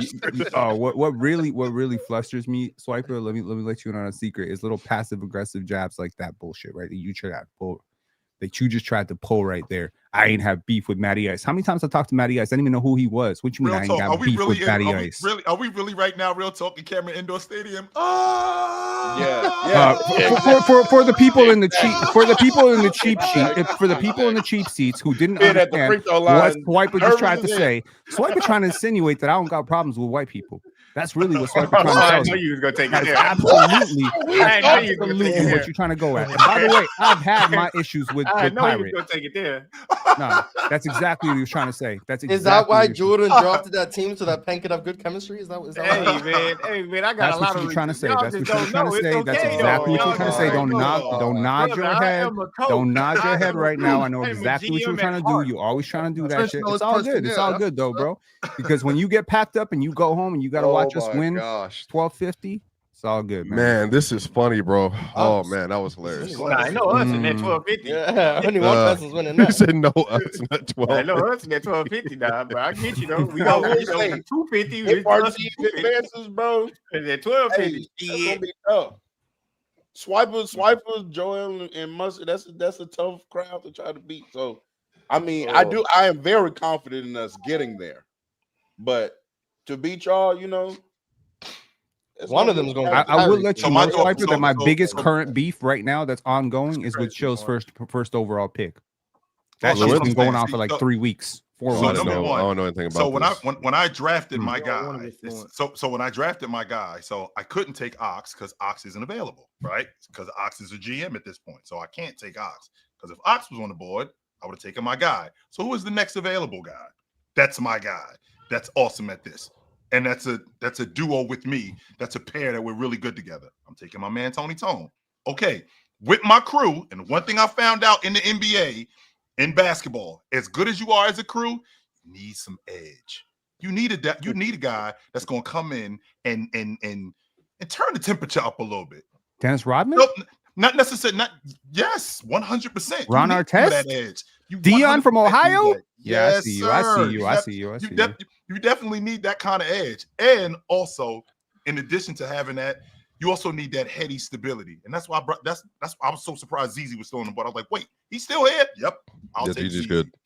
And Ox really thought that he was just going to just lay there, kind of like I thought Real Talk was going to be there at the end. I was like, ain't no way y'all dudes is passing on Real Talk, no way, because if he was there, I was definitely taking him. Yes, so I like my crew. I do. I like my crew against you guys, and we're gonna see what it look like. Yes, we do. I think y'all sleeping on Jay, man.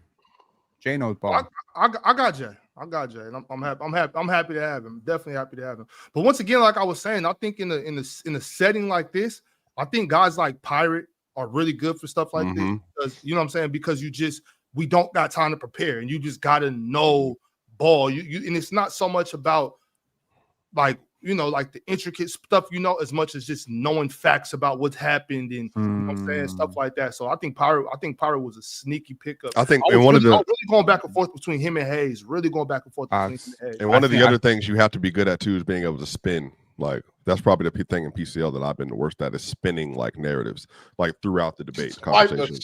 No, I'm saying it does matter. It does matter. You got to be able to do that. I do. I mean, it is true. It is true. How would it is you true not to be fair. pin?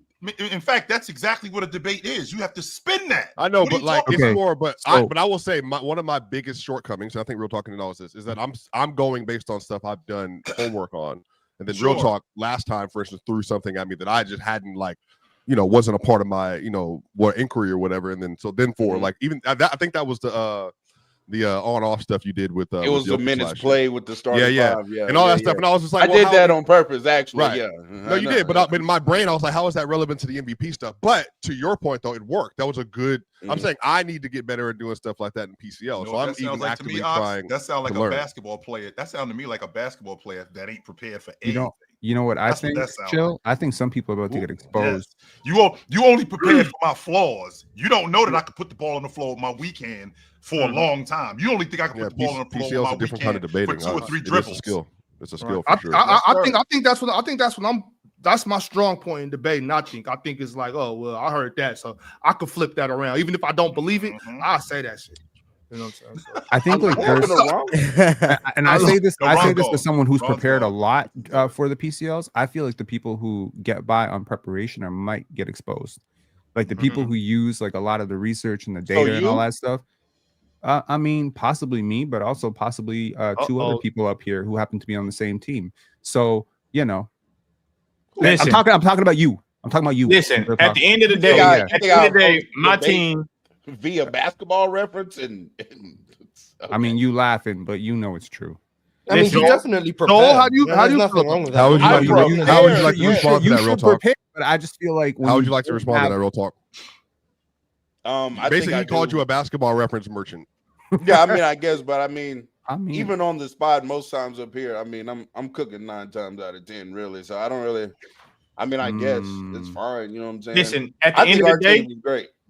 At the end of the day, when we got all the knowledge that we have on my team and the way I'm going to give these guys pointers and tips on how to get to their point without nerdifying the game, I think I just got the best overall team. Like at the end of the day, you just gave me, and no offense to you guys, but y'all just I just picked a team full of guys that nerdify the game, and I'm gonna simplify for them.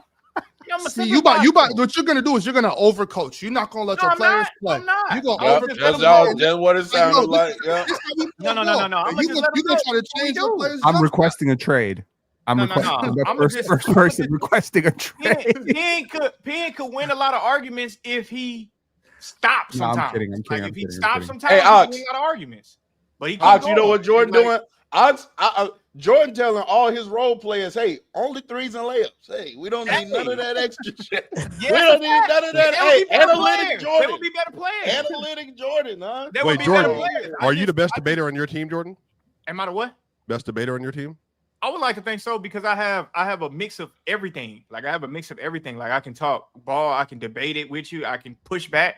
I got the charisma to be able to withstand the flustering and all the yelling. I don't have to. That don't bother me. So I would like to. I just feel like these guys have strengths. Would you say are you the one on your team that gets most flustered in debating? No, I don't get flustered at all. You've never seen me flustered in a debate. Never seen me flustered in a debate. During the PCL, did you ever see me flustered? Oh, PCL. Okay, This ain't debating. This is just yelling and talking. Like this ain't debating. Because you can't even finish the point. Somebody gonna make the point for you, like Ox tried to do in my PCL debate when he brought up Jared Dudley, and I had nothing to do with Jared Dudley. But you said he was gonna lock Kawhi. I didn't say nothing about Jared Dudley. He put that into the mix, and he thought that was gonna work. I don't get flustered behind that. So. When we wait. I'm curious though, Penn. Are you about to put your fat suit on and get up out of? Are you about to get up out of there? Because it seems like your coach. It seems like your coach drafted Kyle Korver, Steve Novak, and Duncan Robinson, and is telling y'all get to the rim.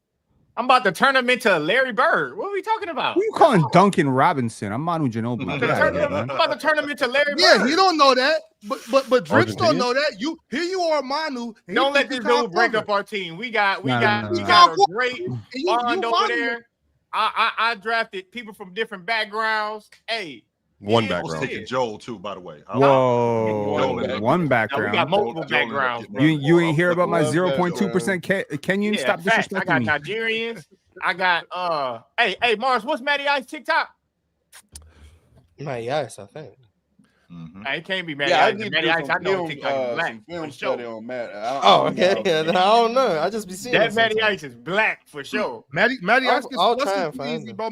Matty Ice gets. Hey, Ox. Is the Jordan have the select team? He thinks he has a select team. Boy, I got That's that exactly team what it is. That y'all gonna do all that rap, hip hop music before the game, and then we gonna have our shirts tucked in and beat the shit out y'all, boy. And then y'all coach gonna be saying, "Y'all got y'all ass whooped by some white boys and one black boy." You got Kyle Korver and Steve Novak throwing lobs to each other.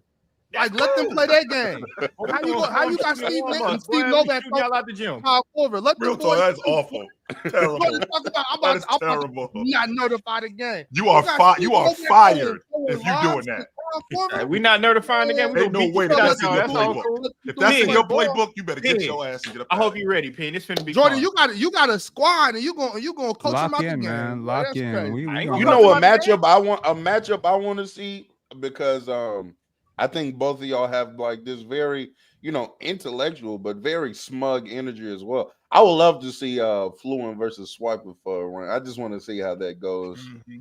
Yeah, Fluent gives me like used car salesman vibes a little bit. Hell yeah, and Swiper does too a little bit. So Swiper just give you bullshit. Just don't sugarcoat it. I want to see it. I want to see what that looks like. Fluent's really good. Swiper is coming up to you and selling you shit. You just call your captain a used car salesman? The Portland Jailblaze is going on. Okay, let's go. But it's interesting. Used car salesman have an important role. If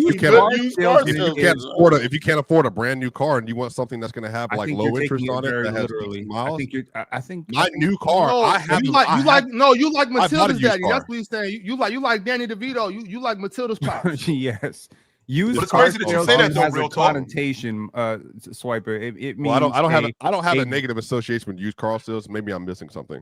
You definitely are. The cultural association with used car salesmen is people who try to sell you. Which culture are we talking about? American culture. What does American culture mean? It doesn't mean what you think it means. You trying to now? I want to know what American culture exactly. Joel, if you had to rank the teams 1 through 4, what do you think? What do you think they are? How would you rank them? All I know is that we're number 1. Who's number 2, Joel? I mean, you. Number It's crazy two, that you say that too. The Jailblazers thought they were contenders every year. Why are bro. we the Jailblazers? I think number two, I'll go with OG and Oh, Fluent. nice track. Great Because you have question. OG's a great you're debater, dysfunctional as hell. and then All right, Fluent. go ahead, Joel. You're always more fluent after he speaks. I like his No doubt. catchphrase. Now you're more fluent, so that's what sticks out. I don't really know the other people on your guys' teams, Ox and Jordan. That's really why it's hard for me to rank it. I don't know the Good, other guys on good. your team, You don't know what you're dealing with. so You I'd don't know, probably you don't go. know Gifted? I'd go 3. No, I know him a little bit, but I've never seen him debate. So Oh. I'll probably go 3. You ain't with never seen me. You ain't see me you pack and him up. Penn. Let's No, go back and I watch haven't it. seen you didn't see guys me pack him debate. up. Yeah, no, I haven't seen you guys debate. So that's why it'll be hard for me to rank 3 and 4. But I've seen OG debate and I've seen Fluent on TikTok at least come with a lot of like facts and stuff. So that's why I know of them. Okay, Joe. Well, if that's the case, then don't go off our team. Just go off me versus Jordan. Who you got? Joel, go rewind the tape. I packed Keep him it up real. too. Keep Go rewind the tape. keep I it real, packed Joe. him up Who you too. got? It depends on the topic, really. That's what it depends on.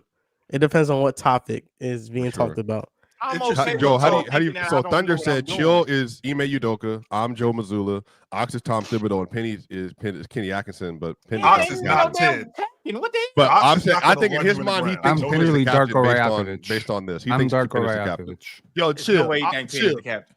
Gifted's playing 48. All right. Yes, I got a lot of Oh, top yes, 10. yes. It was Gifted is So, playing yeah. 48. They coming off the floor. Hey, you know what I'm doing is gifted guard to me. I'm just holding the ball up, looking. Nah, brother, this ain't your. All right. Watch out. It's crazy, real talk that you Watch mentioned out. Watch that, out. that you mentioned used car salesman, because just so you know, Fluent, he is in sales. That's exactly what he does. Oh, I can definitely see that then. Okay. Yeah, he is. Yes, can he see is in that, yeah. sales. That's who I he can is. So, absolutely see and that. and not only is he in sales, he will definitely sell a ketchup sickle to a nurse in white gloves. He is that dude. Brother, Yes. I have pirate. Do y'all know how devastating pirate is gonna be to some of y'all? Y'all gonna say something, and pirate is gonna have a crazy smart rebuttal that's gonna make him sound like he don't give a shit about you. That's gonna throw a lot of y'all off right there. Right there. When he rebuttal one of y'all arguments that y'all passionate about, it's gonna throw y'all off.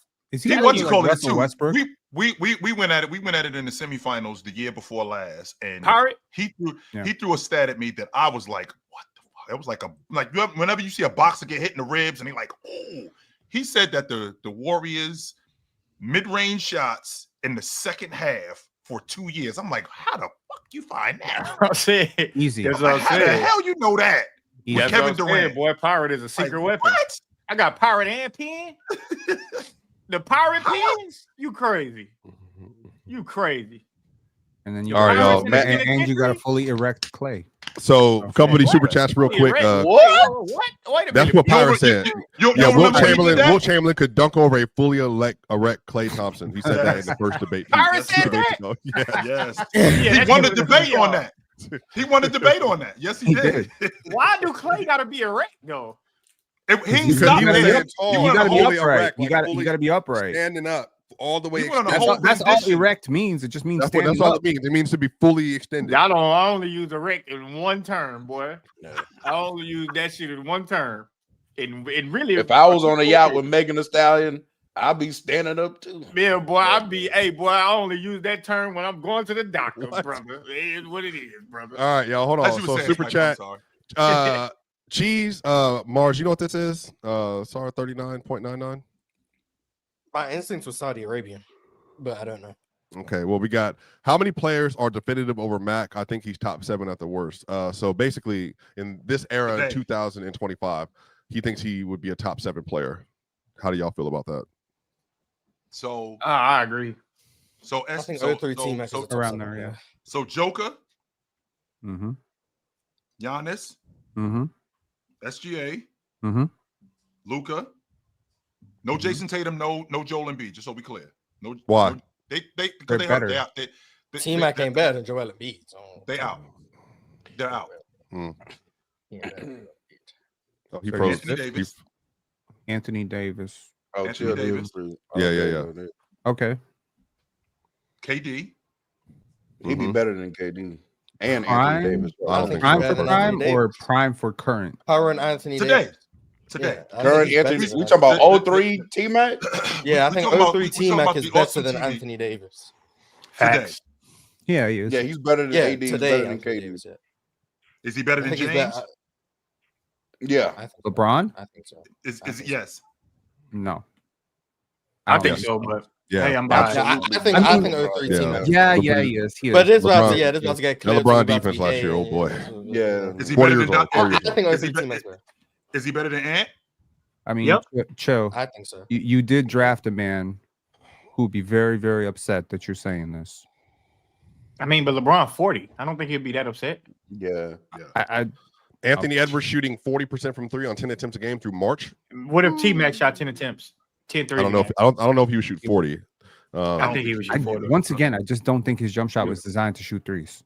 Like the That's way not he, his game. Yeah, Penn. but It just 03 wasn't. T-Mac shot That was not his 38% on good game. volume. He did. That's Bro, also not his but form. why wouldn't his You know jump what I shot mean? be But designed we were to talking shoot about threes? 03 T-Mac in today's game. I mean, we could talk about this, but there's certain jump shots that are designed to be more set shots. Because he elevates a lot and he has a you know, like he has a He gets two-part like- jumper as well. Like- Yeah, And it he- makes you sense. never But seen when nobody that can 03 create T-Mac for him, shot like- damn near 39% Like- on 6 attempts a game. On 6 attempts? 6 attempts a game, he shot 38.6%. Imagine if So he shot 03 10. T-Mac shot the 3 well. Okay, Yeah, so one year. and again, And he also But that's had a the year we're season- talking What are we talking about though? right. We're talking about 03 And- T-Mac in and- today's game. and that is the year we're talking about. So up that volume, what do those 6 threes look like? Are they 9? Are they 10 today? Yo, Mars. 10. We Why just not 10? we Nine, just 10, discussed yeah. we just discussed Mars I don't see how that. Josh Giddey's threes don't count in the second half because they're leaving them open. I would like to see Never said how they don't. open. But, okay. Well, I mean, T-Mac was shooting some heavy people pull-up discount them. threes. Okay, I understand that, but T-Mac was also a force going to the basket, and I'm curious to know. I would love to go back and watch some of the 03 Half of possessions. T-Mac's threes were self-created. That's Yeah, tough. that's what I'm and saying, and I'm assuming a lot of And them he were shot were 38.5% from 3. Do you think He'd be he a can lot be? more of an do you, But Penn, do you think he can be a? really quickly, because he Penn, had do you think he that- can be a Jalen Brunson level 3-point shooter? Because he creates all of his threes He would as be well. but way his- better. Well, than see, that's the Jalen thing. Brunson. That's the thing, though. I think he'd be more of an isolation player today than he was back then. Yeah, shooting threes though. Yeah, with more of the I think he'd be even better in the mid range today too, because he played in the mid range a lot. So He did. playing, Can we get an explanation? Oh, my fault, Joe. I'm sorry, shooting 10 threes a game. I think we'd be anywhere but I don't think he's shooting 10. okay, 9. I think Because he he's shot 7 or 8. That's why I'm. I don't think I don't think just because well, you're in today's game, you just magically start shooting 4 more threes. I don't think that's how it works. I think he would be. And the reason why I think he would be is because I think that he would see what the game looks like today. And I think that because of the bucket getter that he is, I don't think he would maximize just him shooting more in the mid range. No, I think that he would see how much more space he plays in. I think he would definitely shoot more threes. I think he could be anywhere between 35 and 38% as a long ball shooter in today's game. Yeah, well, Why Seth is- shoot in why about is 04, he SBA shot better at 42%, than chill. So 03? 42% from 3 in 04, that ain't even his prime. His best year, like Mars was saying, in 03, catch and shoot T-Mac shot 42%. Why is to your point, Why- real talk? Yeah, why is SGA better than 03 T-Mac? Just curious. I Well, think he would. Yeah, that middle of the floor shooting from SGA this year was quite like one of one all time. So regular season, I think SGA is clears, but I think the playoffs, SGA's numbers, obviously the scoring wasn't the same. But I think the lack of turnover from SGA, the middle of the floor playmaking from SGA was really good. And I mean, like not just the passing, but just overall like gravity stuff. The free throw shooting, the amount of free throws he was generating. And again, regular season, it didn't end up being true. But SGA, I think, was shooting 39% from 3 for most of the season this year on like 4 attempts a game. Like, he was just at a level of proficiency we hadn't really seen from a guard, which is why people like Penn were saying like, the Jordan talks and all that stuff were like right underneath that because what he was doing. I think he had my evaluation on SGA is like he had one of those seasons. Like he had an all-time season.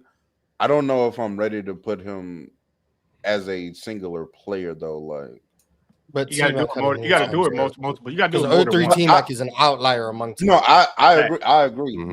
But I'm also just at least just for me, my depiction of T-Mac in my head, even then, is still just a more talented individual player than SGA. I think the passing and the playmaking leap, especially when it kind of exposed itself in the playoffs for SGA, was really bothersome. I think that his inability to shoot that little step back three that he tried to go to in the playoffs that he just could not really hit. I think T-Mac's also a better 3-point shooter by a considerable margin, even though the regular season numbers look similar. I just think if we're talking about 03 T-Mac, I'm taking T-Mac as a shooter as well. Now, SGA is definitely a better mid-range shooter. I can give him that. But I don't think he's a better athlete. I don't think he can manufacture like the rim pressure in playoff settings as if I'm imagining T-Mac in today's game. So I don't know if I would think like if I put 03 T-Mac in today's league. T-Mac gets downhill more than Shaq? That's where I was, Mars, before you even. I'm saying not in a regular season setting, no, but I do think that like I think T-Mac could have done better even against like that Denver defense than SGA did. Like the reason against their zone, you think he would have got to the rim? We shot better versus the zone than he did the man-to-man stuff. Because I think his threat to pull up and shoot would have been greater, like especially from three.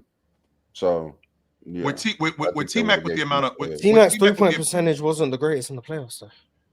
No, it wasn't. And not only was it not, but I still you think can T-Mac's say a better small samples pull and up. stuff. Yeah.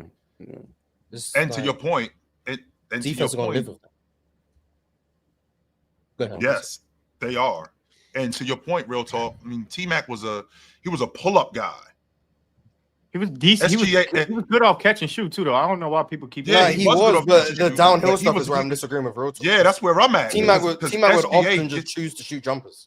Yes, SGA is getting to the rim, and he's getting. I think that's extremely valuable when we get to the playoffs. If you different with spacing, even if it is different with spacing, he still is deciding. I'm not saying settling. Settling ain't the word I'm looking for. I think he's deciding more to shoot in the mid range. SGA is not just giving you. SGA is not taking what you're giving him, where he's just stop and pop or going to play at the is going to not play at the nail. Is going to play at the elbow. He's getting to the rim and he's getting to the strike regularly. When we get to the postseason, that's going on. But at the same time, like, and I don't want to do this because I know everybody hates these things, these hypotheticals, but the spacing is totally different. Like the spacing is totally different to where you can get to the rim a lot more than when Tracy Mcgrady was playing in 03. Like the spacing is just a little bit different. And I'm not saying that maybe T-Mac still wouldn't shoot a lot of jump shots because he was a really good jump shooter and he's 6'8" and he elevated on his shot. And those are the shots he was comfortable with shooting. But if you give him the spacing that they have in the NBA today, I think he gets to the line more than he did when he played back then. I think he gets to the goal a lot more. I think he drives a lot more. Jordan, in your estimation, does it change? Does my game change just because I have, let's just say for the sake of argument, I got more space, right? Does my game just magically change because I got more space? Yes. Yeah, of course. Why wouldn't it? It's like playing one-on-one chill, and I tell you we got 3 dribbles, and then I say we can only play on the right side, and then I say, all right, now let's play with the full court. So with Tracy McGrady, so instead of him getting to the rim more, would he get to more mid-range spots with more space? I mean, I think that would also. I get you. Yeah, I would. I couldn't because I think that's where he wants to live. I don't think he. I think SGA's game really quickly, Jordan. I think SGA's game. I think he turned himself into a mid-range jump shooter. I think he turned himself into a long ball shooter. I think his game is getting downhill primarily. Shea came in the NBA with a mid-range game. I think that's what he wants to do, though. No, I think he wants to play in the mid-range. I think Shea wants to play in the mid-range. Not as much as Tracy McGrady, though. I don't think as much as Tracy McGrady. But even not all playing in the mid-range is the same. Like Shea will play in the mid-range, but he's getting to like the free throw line. Yeah. 10 foot, 10 free feet throw line, in, but like 12, 15 feet. T-Mac is shooting 20-foot mid-range jumpers. That's where he lives. That's where he lives.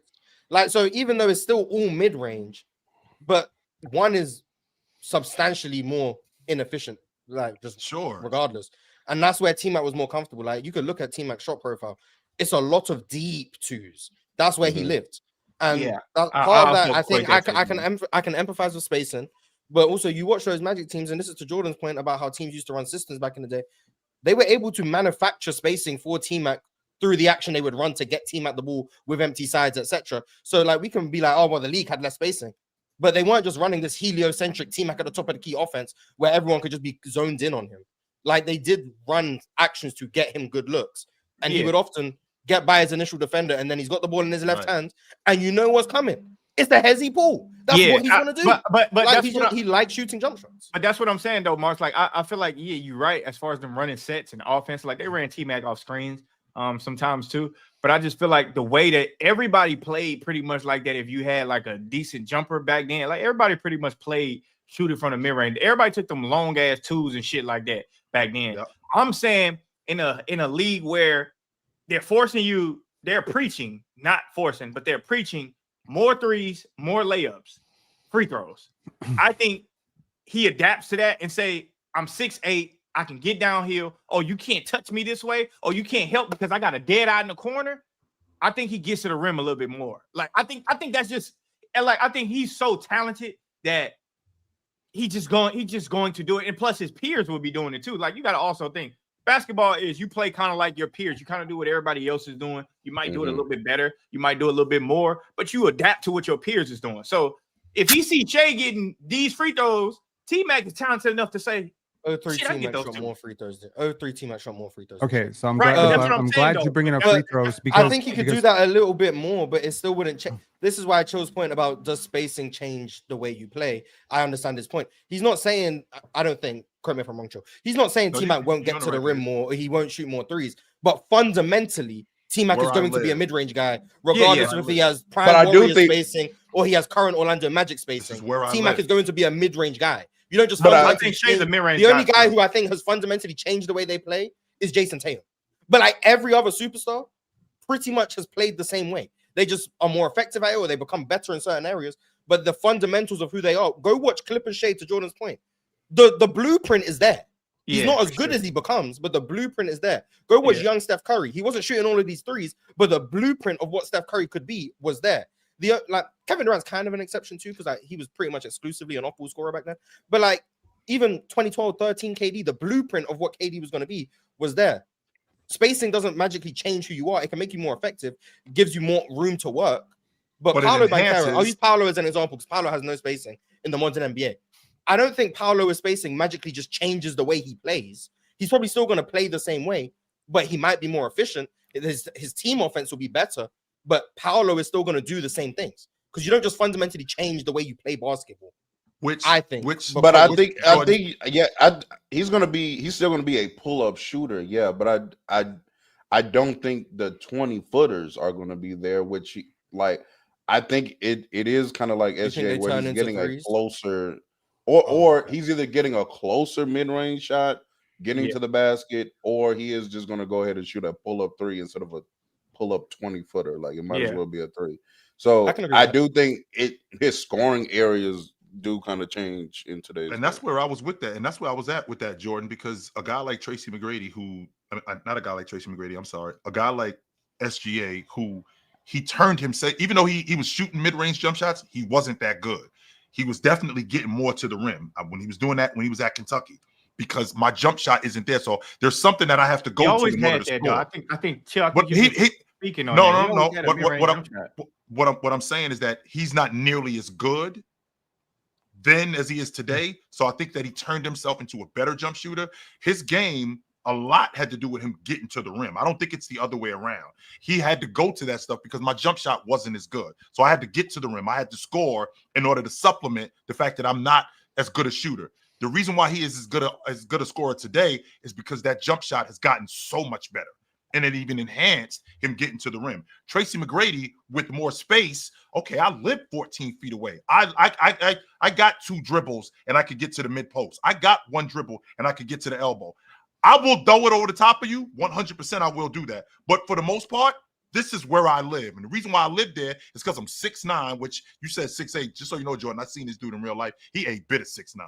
Yeah, I saw him. And I'm jumping this high over the top of you. And the whistle that I'm getting to the free throw line more shooting those jump shots than I would be getting. Chill, wouldn't all those players just modify their game based on the era and training they would get? Like if they're working with Jordan or other people like Jordan and they're being taught to get downhill in the first place or to drive to a certain spot on the court, wouldn't they all, most of them then in the 2000s, wouldn't they all have changed and modified their game to where they're shooting mid-ranges closer to the rim or shooting three-pointers? He wasn't as good a shooter as you're giving him credit for. He shot below 75% from the free throw line on his career. The 02-03 season, which is the one we're talking about right now, is Why an don't you outlier. think T-Mac was a good shooter? I disagree with you. Because good shooters don't shoot 74% from the free throw line for Do their you career. think Luka's a good good at free shooter? throws. Okay, hold on. First of all, 74% would be like bottom 50th percentile for forwards, not guards. For guards, But it's Luka like shoots 20th percentile. 75% for his career. Do you think Luka's a good shooter? 74.8%. No, Luka's I at don't think he was a good think shooter. Luka I is, so think we he's a disagree. great I scorer. think Luka is a good shooter. Yeah, so that's why we guess- disagree. Yeah. We're disagreeing with. I think you can be a good those shooter, 2 years. but not a great No, free I throw think shooter. I think free throw Jokic- shooting I think can be an Jokic is a good indicator, shooter. but I don't think that means you're I think not a good shooter. And he Jokic is shot a good almost shooter. I 80% think from the Dirk stripe is a that good year. shooter. These are good shooters. T-Mac shoot better than Jokic. T-Mac shoot better than Jokic. Oh Lord, No, he doesn't. Jordan. Yes, he does. No, he doesn't. No, I'm saying It's not even close. free throws. Are we talking about free throws? I'm talking about shots in No, general. well, free throws is No, objective. You he's just look at not. free throw He's not percentages, efficient better from. for the He's not more efficient than Jokic from anywhere. Not in the paint. Not because outside. Jokic's Not volume three. isn't what This T-Mac's is- but- volume is as a no. Yeah, total. the volume is definitely a part of it 30-point for per game sure. scores. But we're turning this Volume's into definitely something different. else. I just want to know That how year, Luka's not a good shooter. I just There's wanna know how no way Luka's we're not gonna a good say That's that number one, Jokic Mars. is a And number better two- shooter Yeah, that's what I than want. Tracy I- McGrady. Tracy, There's that's no number way. one. And number two, He is. Tracy McGrady shot almost 80% from the stripe that year. Jordan, I brought this up. He did, I brought this up. 79%. Yes, he did, and that was an outlier shooting season from the free throw line. Which is the season that we're talking about. Yes, I understand that, but we're talking about Tracy McGrady in a holistic argument. The title is Tracy McGrady would be the best scorer in the world today. I understand we're talking about 02-03, and which point I could say 02-03 Tracy McGrady could be as good as the second best player in the league. As good as, if you give him more space to attack the paint, and he's a little bit more efficient. But I will bring up efficiency because efficiency is important. Yes, he was a high volume scorer and a very aesthetically pleasing one at that. Was he ever as good at the rim as some of the players you want to compare him to, like Shea, Not Giannis like or Giannis, like No, he wasn't. even early Kevin Of course not Durant, Giannis. But like this is Jokic, like nasty. when you no, it's not nasty. These are numbers. These are not. So It is, wasn't I as know, good but as there's the rim. always context around There is numbers. You can't context. just There is blindly give context. There numbers. is He wasn't as context. good as and the that rim. He context- doesn't shoot that way. Obviously, But this is why do we you have think Jason sample Tatum is a better sizes. finisher than Tracy McGrady? Because his I percentage think at the rim, Jason I'm Tatum sure, is a is better higher. player than Tracy McGrady. But no, I didn't ask you that. I asked you, do you think As a Jason career. Tatum is a better finisher at the basket than Tracy McGrady? Because his numbers that you're referring to would indicate that. But Well, I don't think you believe that. And just But for the context, context I pulled of the up numbers these is that numbers. Jason Tatum plays in great spacing. and I Jason pulled McGrady up plays these in numbers horrible spin spacing. years ago when I made my McGrady post from that 02-03 season. He was a plus 4.5 relative true shooting that year. That basically will put him on pace for like a 62.5 true shooting this year. And he shot 48% from two that season, 38.6% on volume that year from the 3-point line, and 79% from the free throw line. And this is never heard my nobody say issue. My T-Mac wasn't a issue good with shooter. relative true shooting. My issue with relative true shooting is that it doesn't always scale as one-to-one as you would like to think. There's certain players that would be relatively a little bit So more we should efficient. reference the numbers you believe in and not the ones. No, it's But not. It's, for it's that- not for that about era, belief. though, like a It's plus not about 4.5 belief. for- no one's ever implied it scales 1-to-1. Yeah, but for that era, a plus Well, he 4.5 just is did. really good for No, 32 well, points. a he game. said that's what it would literally, be. That's, he said literally that's, said, yeah, if he he's gave a plus reference point. 4.5, That's what he's it plus would. 4.5 Yeah, today. he's saying that's No, he's saying no, plus no. 4.5 equals to Yeah, that's all I'm saying. Yeah, relative. But he's not yeah, saying T-Mac guaranteed Yeah. would be 62-63% true shooting. right. But I think it's undeniable that relative true shooting is by far a better indicator than raw true shooting. I think that's very clear. I agree with that, but I think two things can be true. One, that they can both be flawed, right? In and of themselves, without context, they're both flawed.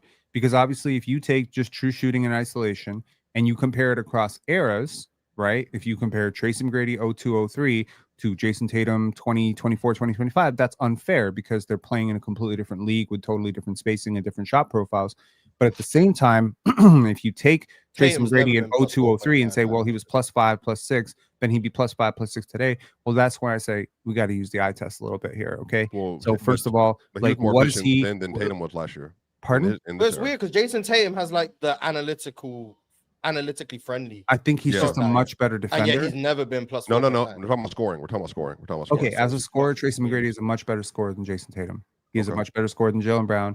He's a. I would argue. How if he don't 02, shoot better or finish better at the rim?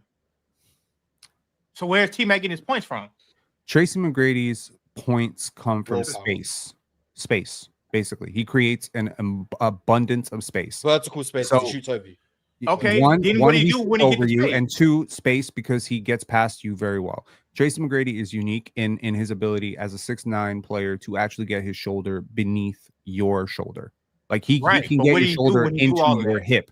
So it's He like misses shots at the it's a rim. little bit like Tracy McGrady's like a little bit like a 6'9" Devin Booker in this era, like with more athleticism. If That's Devin a Booker really- was 6'9", do you know how Do many you know Devin what Booker that is sounds like? but D Book is That's not a- a but D that's but unfair. yes I just That's said he not would be fair. possibly the second best player in the league. I get what you're saying. I'm not Book I'm not might be the disagreeing first with best that. player in the league if he was 6'9". Yeah, that's slow down. A 6'9" Devin Booker is still not better than Jokic. And I So, know how good I think Devin Booker is, but yeah, slow down. Boy, at 6'9", But I mean, but I mean, there are. like But what I'm saying makes a little bit of sense. Devin Booker is also a jump shooter. He is also a guy who gets a Sure. lot of elevation. He's also a player that you think is a way better shooter than he actually is. The numbers would suggest he's not as good a shooter as Jordan. He shoots 34.8% from three on his career. That's a shocking number. 35%. You think he's like a 38% three-point shooter because the jump shot is so smooth. And Tracy McGrady's game is so smooth. People didn't pay attention Devin to Booker shot Toronto. 89% from the line. Don't do That's that, the man. difference. 90%, And that's a that is big the deal. difference. That is the difference.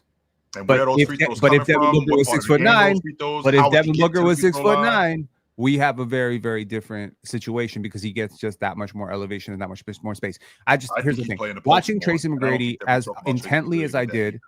Pardon, Jill? I think that to your point about Devin Booker, I think Devin Booker would play in the post a lot more at 6'9", 100%. Tracy McGrady played in the post a lot too. Yeah. Right. Like, no, I think T-Mac's awesome. I really do. Watching 02, 03 T-Mac, like the space that he would get on a jumper was insane. You were not bothering that shot at all.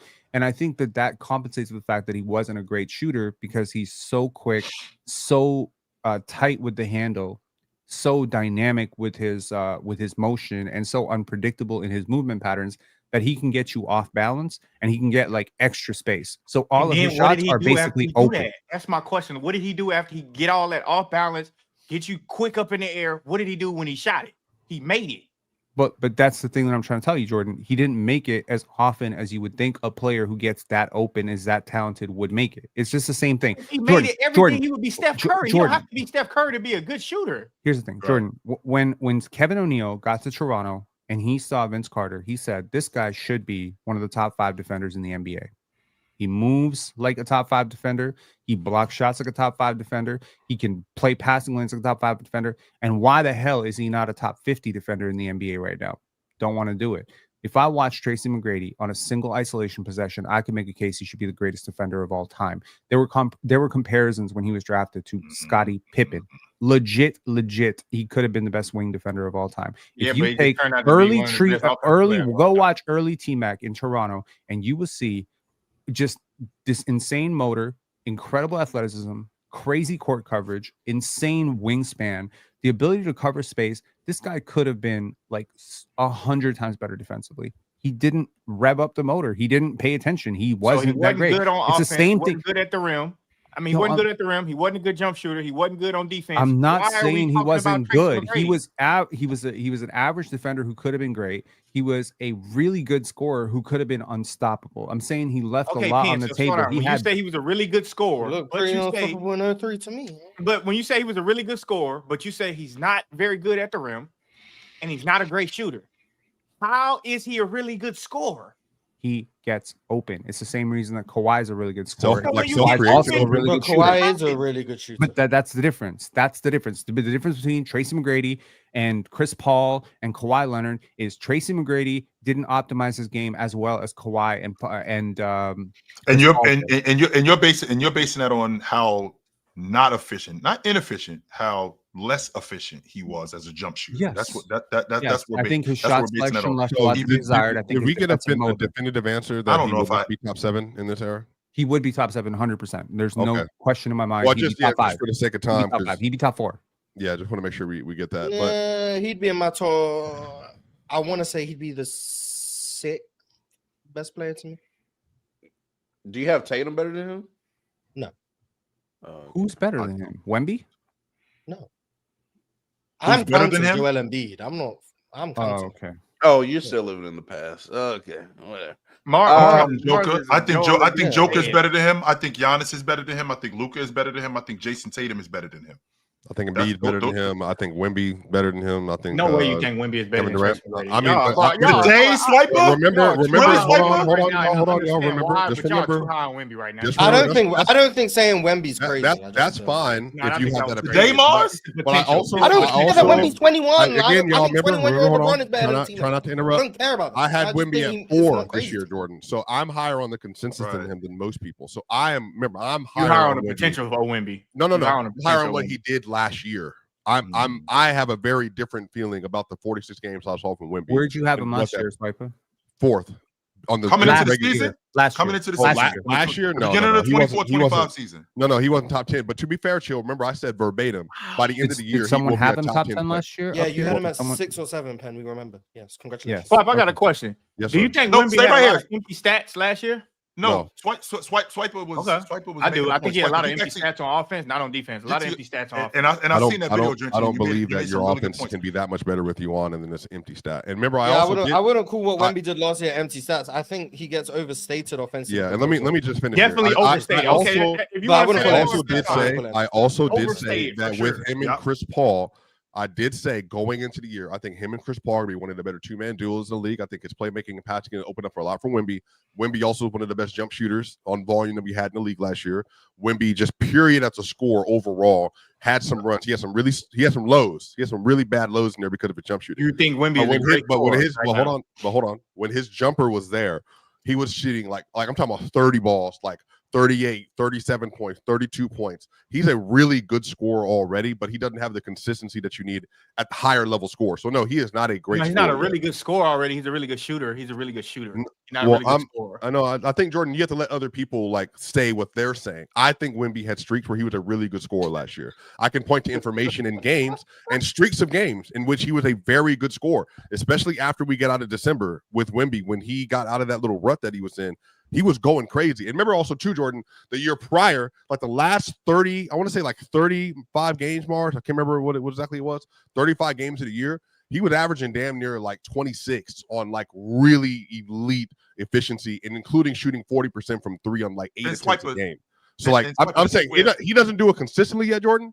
And but he has these runs where that's why he's not a really good scorer. He's a really good shooter. But wait a minute though, Jordan. See, that's where the divide comes with you and me, Swiper, when we're talking about great players and players being top 10 players, because you didn't even have him in the top 10 last year. So going into the 24-25. Yeah, but I don't do that though. Remember, I told you before the season started he would be top 10 by the end of the year though. Okay, even if that's true, you just told me that this guy isn't as consistent as a bucket getter. Yes, and while being the best defender on the planet. Yeah, that while matters. being that, and the reason why these guys that we have in the top 5 in the top 10, they are more consistent. So there was nothing that in terms of scoring that showed you. We did rank. Don't say no, Swiper. You just told me that this guy based on 24-25. That's what the ranking was. It wasn't based on any other season. And going into the 25-26 season, Yeah. you just told me that Wemby was not last season a consistent scorer. So No, he was. No, that's not what I said. I said he was a really good scorer for periods. But it was, he always but it wasn't, maintained which a means level it of wasn't scoring consistent. volume. Is he a top 10 offensive player in the NBA? No. Top 20 offensive player? I mean, I don't have a list. So chill. The bulk of his value is coming from the fact that Swiper believes, and I agree, that he is the best defender on the planet. So if he's the best defender on the planet and defense is at least 45% of the game, and I could say it probably more, but let's just say it's at least 45% of the game. Why wouldn't it be the only thing holding him back from being a top 7, top 8 player, which is I believe what Swiper is saying, he's a top 4 player, is that his offense is absolutely below 90th percentile. 86. I mean, that's the way to try to 100th percentile. It's obvious. Go ahead. Pen, but to your point, it's obvious that it's getting better because he thinks he's a top 5 player coming into the season. So should I say the same thing about Evan Mobley? Because I think Evan Mobley's the best. If you think Evan Mobley's going to be top 5, then say that. That's what I'm saying. But I don't think you think. But I don't. And the reason why I think that because I don't think that he's that good offensively. I don't think. But what does that got to do with? But Swiper can think that about Wemby. That doesn't make your Evan Mobley point. But chill. To be fair, I do think we've gotten away, which is the injury, and that matters. Chill, like the not the injury, but the durability. No, not that. Not even that pin. The thing that took him out last year, the blood clot. That's what ended his year for the most part. I'm saying that I do think, in my estimation, what people forgot about what he was doing. he was, I think, for the public and for the voters, damn near consensus first team All NBA while he was playing this We had season. a stretch. And then what happened was, I think the blood clots, Donovan Mitchell, Anthony Edwards, they got a chance to keep playing. And then Wemby stopped. The Spurs fell off the map. But up until that point, chill. He was. I think he was like 24, like 10, 4 on 3 and 1, and he was shooting like 37% from 3, and he was one of the best pull-up shooters in the league. He left. Yeah, that's what I'm saying. And why is he a great pull-up He shooter? left the season. He left the season as a really good shooter. I think he was ending on a really good stretch.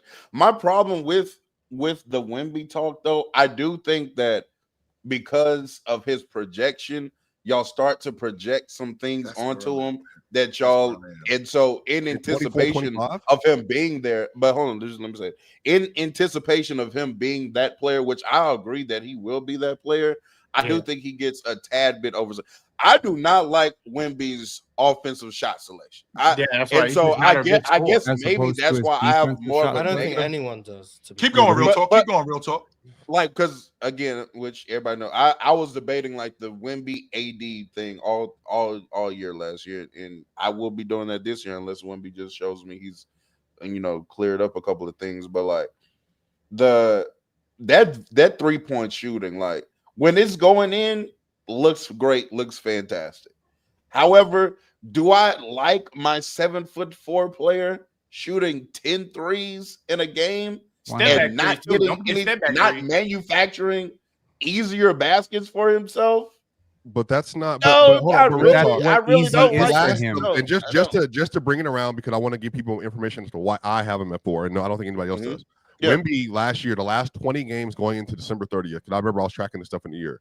He was averaging 28 points a game, 10 rebounds, 4 assists, 4 blocks, 1 steal, shooting 39% from 3 on 10 attempts a game. He was shooting 60% from 2 and 86% from the free throw line.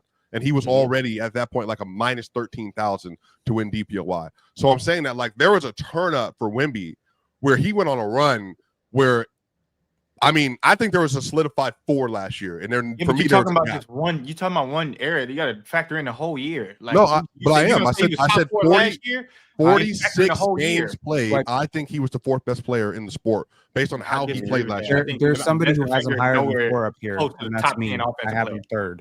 I have him 3rd in the league. I mean, but I think y'all got Wemby way too high, bro. If he was that good, who do you have? Hold on, who the top 3? Who the top 3? Jokic, Shea, Wemby. So Wemby's better than Giannis. No way. Going into this season, I disagree. Wemby is better than Giannis. Fair disagree. But if he ends up being better than Giannis or Shea, if he ends up, it's like I think it's feasible. But as of today, I don't think so. His defensive impact and his shooting. Stop bringing up defense when you have Jokic number 1. You've already disqualified that. What's that got to do with Wemby? I don't want to hear about Wemby's incredible defensive impact, and that's good enough. That's good enough to get him better than the better defensive player in Giannis, but not a good enough argument to get to Jokic. I think you're overstating Giannis' defense. Better offensive player. How are those two things connected, real talk? I think you're very much overstating Giannis' defensive impact because of reputation right now. I don't think Giannis has been the type of defender that you think he's been for like 3 years. Is he a better defender than Shea and Jokic? He's a better defender than Jokic for sure. Is he a better defender? And Shea, yes. But again, I think the diversity of offense argument that I've learned. I've been trying to evolve my brain on basketball. Here we go with this Kobe shit. Go ahead. Yes. Go and break it down. Yes. Diversity. Y'all Jokic niggas is turning into Kobe fans, and y'all don't even see it. Go ahead. Go. What? Go. Do it. I'm gonna get to you as far as what I mean. Because like this is what I said. I guess I don't want Penn to derail the original point from me. Most of you all don't have that. I think 3 is too high for several reasons. But I'm saying that like for everybody knows you got him at 4. Come on, he had him at 4 for last season. And 4 for last season, and then I said last year, and as a matter of fact, even here, I want you to. This is what I said January 4th. There's Jokic and Giannis. And I think that there's a next tier where we are peers. This is January 4th. Well, this is not after the year and all that. January 4th, Jokic and Giannis. I think the we are peers tier is Tatum SGA, Luka, and Victor Wembanyama. I said that January 4th. So I had already thought that Jokic and Giannis were like in a class of their own as basketball players this year. And then I said SGA, based on what he did, he creeped up from like separating himself from Tatum and all that. And then Luka. Like I think those four are definitively the best players in basketball. And if you ask, you got Wemby better than Kevin Durant right now. Yeah, I mean, I think he's but to be fair, I'm also higher on Kevin Durant. KD's a better offensive player. Yeah, KD's clearly the better offensive player, and KD's a good defensive player. That's great. But to your point, Swiper, keep going. I think the 5 best players in basketball, period, and I gave this list already. I think it's Jokic, Giannis, and I already said this, so there should be no like pushback to this. Jokic, Giannis. I think, and I'm going to include Embiid. I know, like whatever. I'm including Embiid now, and then Luka and SGA. That's my 5 in order. That's how I feel about everybody's basketball player right now. Huh? You had him. You had him. I don't have him for just a year. Played Just 10 games. Yeah, just a season. Give me 30 seconds to sell you on why I think Wemby is a sneaky MVP candidate this year. Number one, I really do think your teammates matter. I really do. I don't think his teammates have been very good the last few years. I think his teammates have gotten a lot better. I think, you look at guys like Devin Vassell, Keldon Johnson settling into their roles. They got a really good backup center in Luke Cornett right now. I think he just got more depth. And I think there's an actual urgency to go win basketball games as opposed to develop. You know what I mean? I think I'm a big believer in Steph Castle, Carter Bryant, Dylan Harper, some of the young players, but I also am a big believer in a bounce back season for De'Aaron Fox, which I think takes some pressure off of him. I think he's unstoppable. Honestly, I do. Offensively, if he really wants to roll to the basket, his catch radius is so high, you're really not going to stop that. On an average night, he put up 30 in his sleep. Why don't he be unstoppable? I mean, part of it is what I explained to you, Jordan, the other day, which is the experimentation in his game.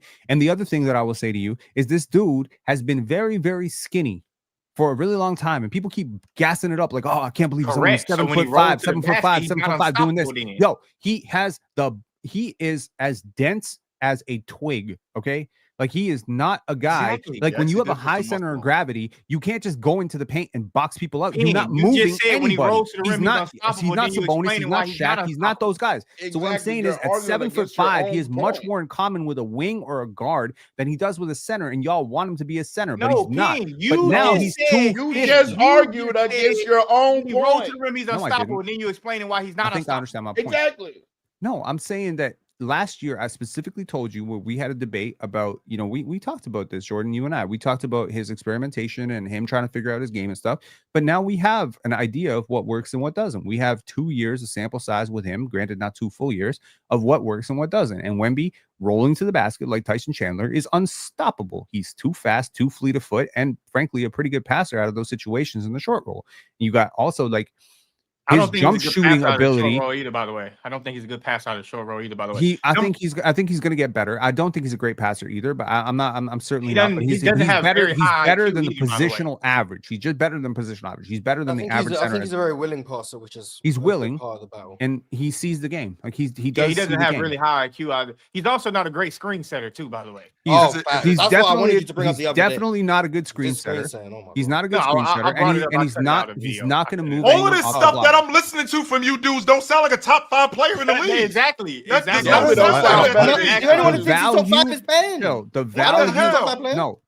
value of stopping the area of the court. And again, this is the thing.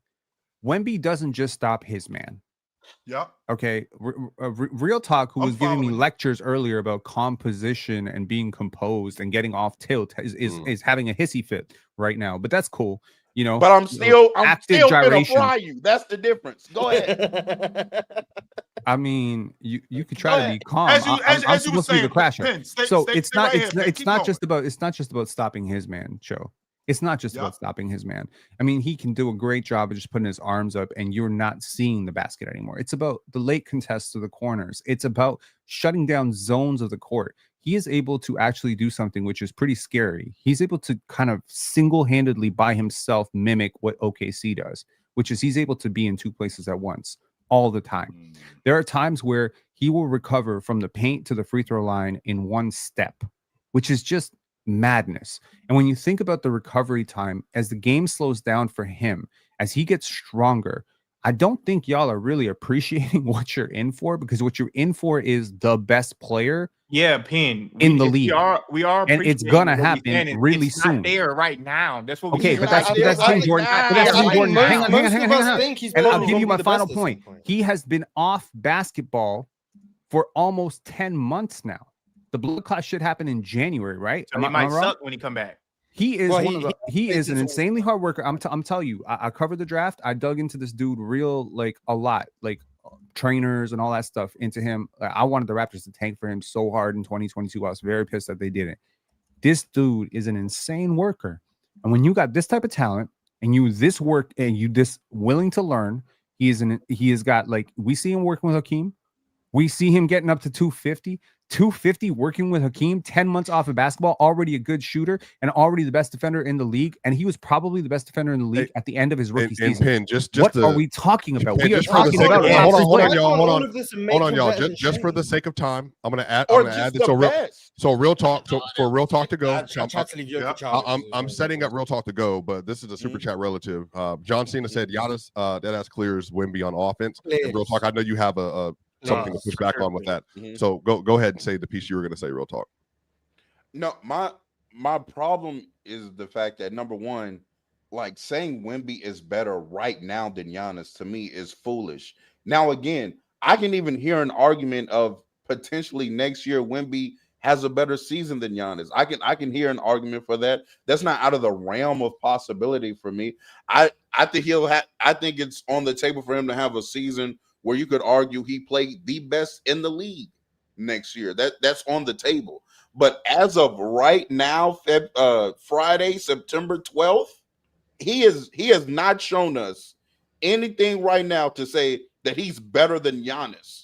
That to me, that is not or Anthony Edwards. Well, I don't think Wemby better than Anthony Edwards right now. Here's the thing: at the end of his rookie season, I said he was a top 12 player. Last year, at the beginning of the season, I said he was going to be a top 7 player. Right now, I'm saying he's going to be a top 3 player. If I'm wrong, I'm wrong. I'll accept it. I'll own it, and I'll say I was gassing it and I was too early. That's okay.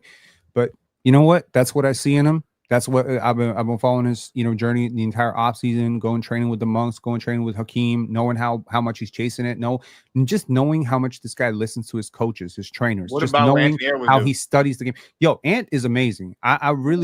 We don't have time to talk about it, but I think Ant is so criminally underrated right now, and his work ethic is going to take him into that top 5, top 6 tier real soon for sure. I really believe right now. Is Ant better than Wemby right now? I don't think so.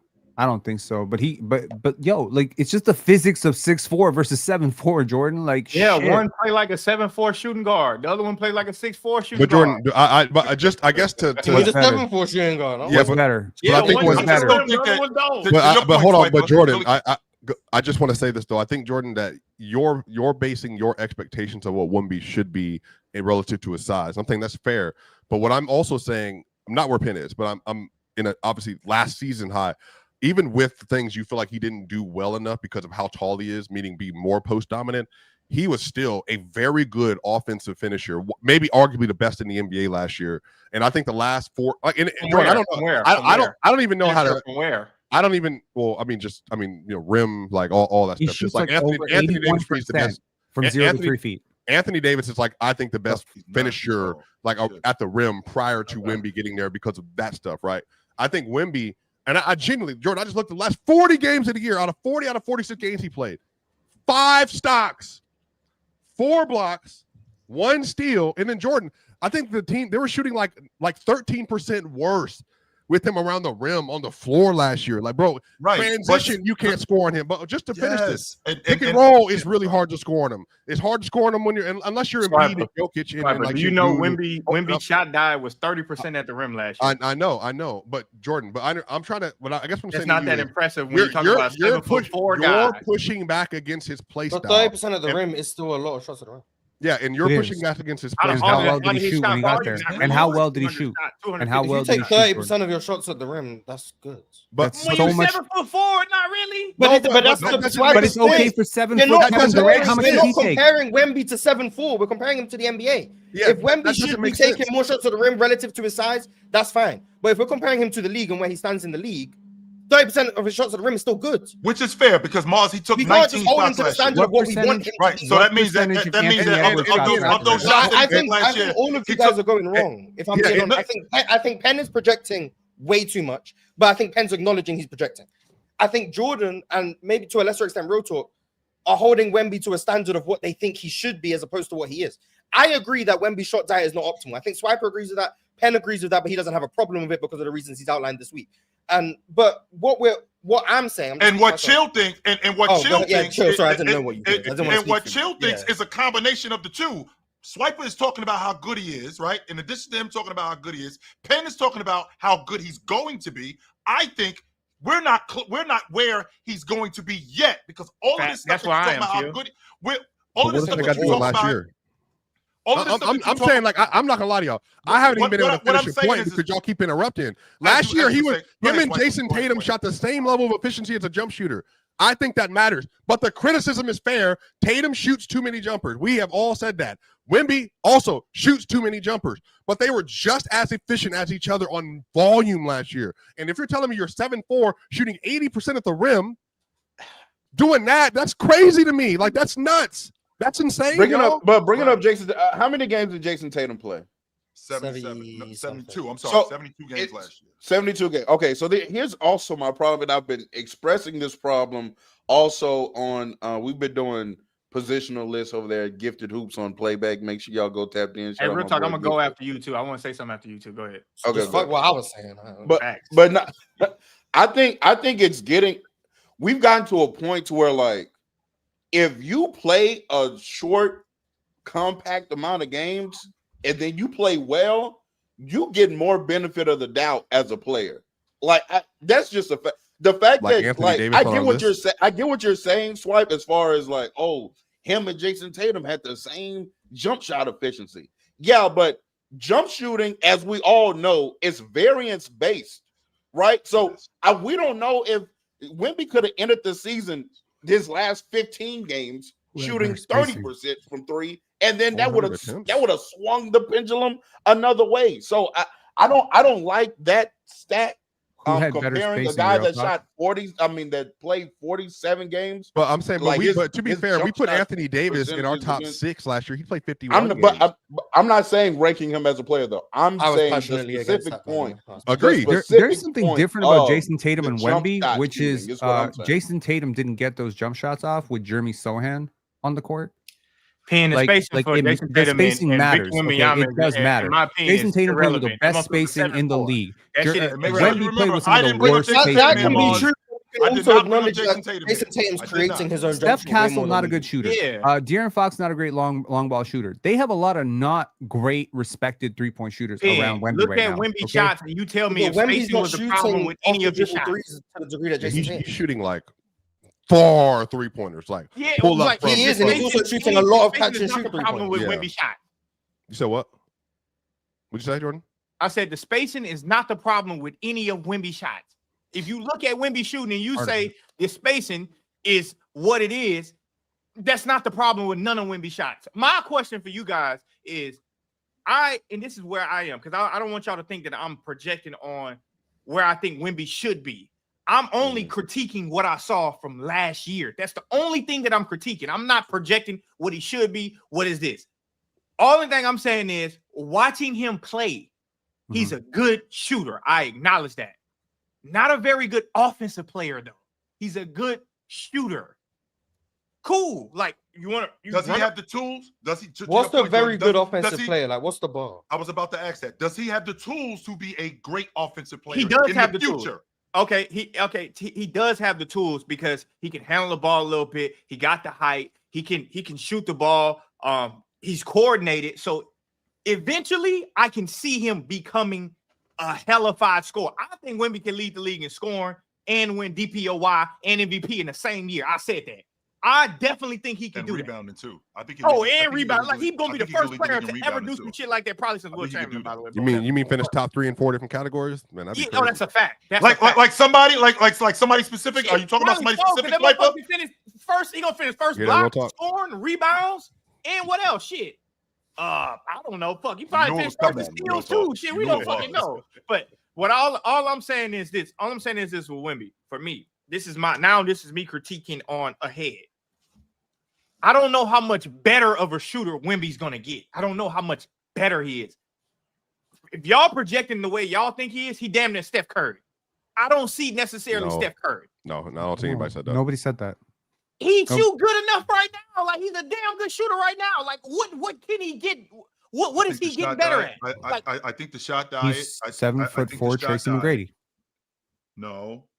No, I saw somebody say he could be KD. That shit is crazy to me. He ain't no goddamn KD. If he's playing a Kevin Durant level shooter, then we're talking about the GOAT. But like, he's too big though, Mars. He's too big. I agree, man. I've said this for years now. Wemby's size I think limits him more on offense than it benefits him, especially with the current shot diet.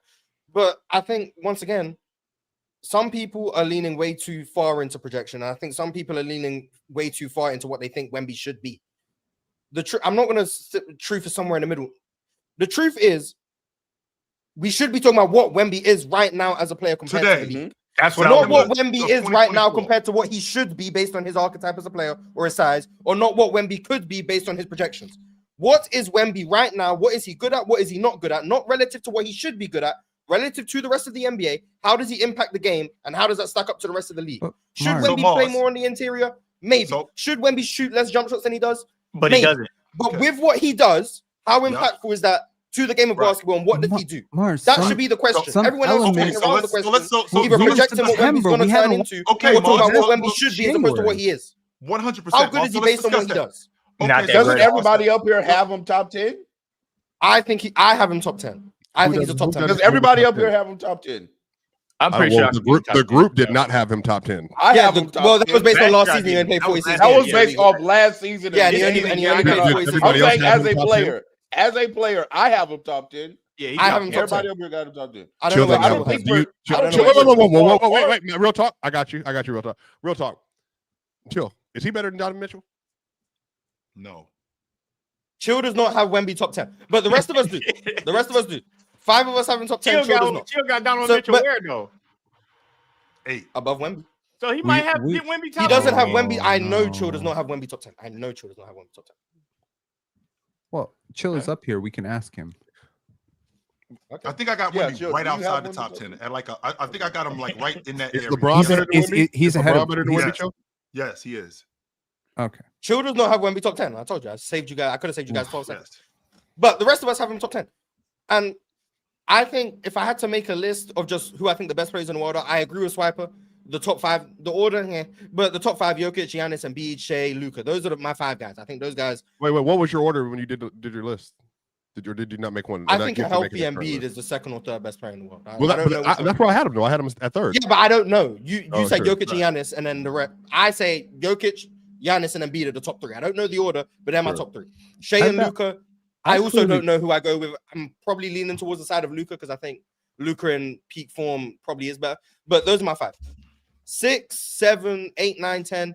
Some assortment of Tatum is probably my 6. Like I think he's probably cemented at 6. Then you got Wemby, KD, LeBron, Steph, James, Anthony Davis. This ain't 2K, bro. Like would be my other guys competing for the rest of my top 10. Mm-hmm. I don't know the order of that either, but those are like my 11 or 12 top 10 guys. No one else is really in those talks for me. Those would probably be my guys. And then after that, you got Devin Booker. I throw Zion out there, like those types of guys. But Joe, for you, is Evan Mobley like right? Yeah, next those to guys would be in my you, top 15 range. If let's say Wemby's like 11 or 12, is Evan Mobley like right around that area? They're similar players for you. In terms I think he's a little bit further down the list, but I think after this season, I do think he moves up the list. I think Evan Mobley, I think he's going to be a better offensive player. Mars's point, when you want to talk about Wemby today, right? You want to talk about Wemby today. So we're going to talk about guys today.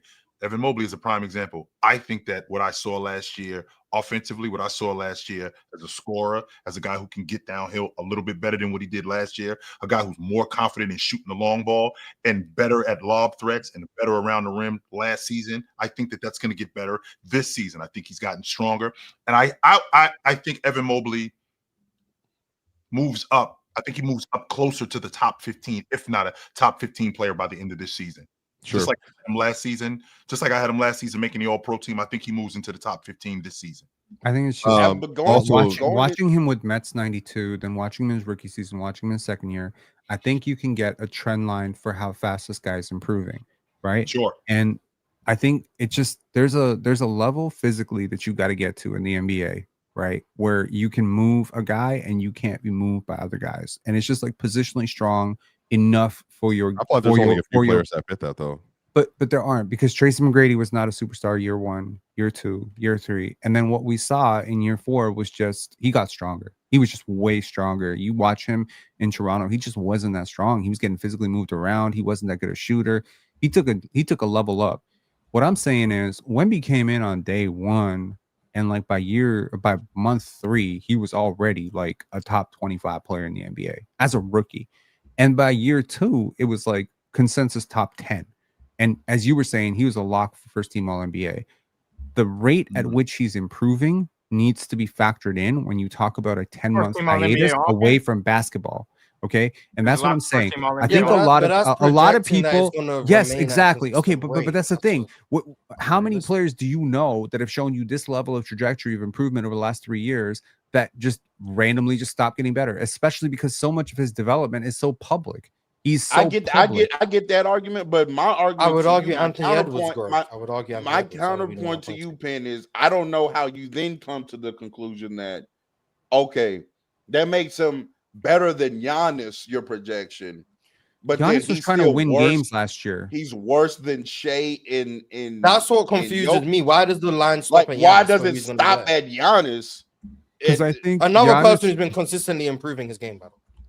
Giannis is consistently improving his game, but he is on the decline. So peak Giannis is 3 years ago. On the decline of what though? Defensively, like to me, the value of now Giannis, the best offensive player he's ever been. Don't y'all? Yes, I agree with that. This is why, like, it blows my mind. Aren't y'all the offense niggas? I don't understand. Like, well, Penn just said 25 minutes ago that defense is 45% of the game. Real talk. I hate to break. Which is why I'm even more confused. My favorite player in the league is Scotty Barnes. So if you think I'm an offense, yeah, but your favorite, but you rank. I know how you rank. Yeah, offensive what? It's by offense. Ain't never gonna happen. Well, you have Scotty. I'm never gonna catch me slipping. He's on the decline. What indicates that he's on the decline as an overall basketball player? I mean, my argument, because I'm someone who thinks Giannis peaked from 2020 to 2022. So I'll speak for myself. I just think, although I think this is the best Giannis has ever been offensively, I think Giannis's total impact on the game was higher from 2020 to 2022 because I think he was genuinely an all-time great defender in terms of impact. So although I think he was worse offensively, I think his overall impact on the game was still higher back then.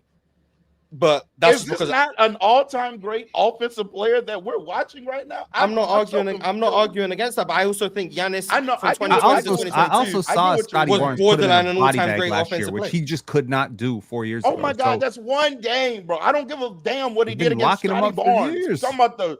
I just think that this is not the for me. This is not the proper way to. He also gave him 17 points in the fourth quarter. So I'm trying to tell you, like 3 years ago, Scotty knocked him out in the fourth quarter. I don't think this is the best way to frame Giannis's regression on the defensive end. I think there's reasons why. I think some of it is Giannis, some of it's the personnel. I think he doesn't like that word regression. That word regression. Again, regression is bothering me. I don't like the word basic to describe Benjamin's bag. For instance, if Jokic regresses from shooting 29.6 on 67 true shooting this year and shoots not 44% but 39%, that's a regression. It's still good. But that's like a regression from like insane numbers. Like Giannis has, regressed in ways defensively. But for me, I think Giannis is still like a much overall better player than Wemby. But like I have a different tier system than other people. But hold on, we got to move on for the sake of time. We have other things we have to talk about. Real talk. I know that we'll get back to this at some point. I imagine we'll have more discussions about Giannis as it goes on because obviously we're gonna have that. Somebody said in the chat, shout out to Mr. Scammer himself. Davo said, I didn't receive no $100 back. Hey, chat, PC crew, PC panel. Let's protest till Ron let me on the show. Come say it with me. GDO, get Davo on. Chill, is Ron a scammer, man. 100%. 100% he is. Yes.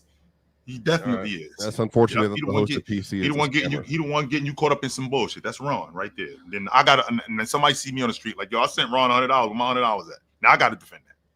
Yeah. Or you can just give him $100.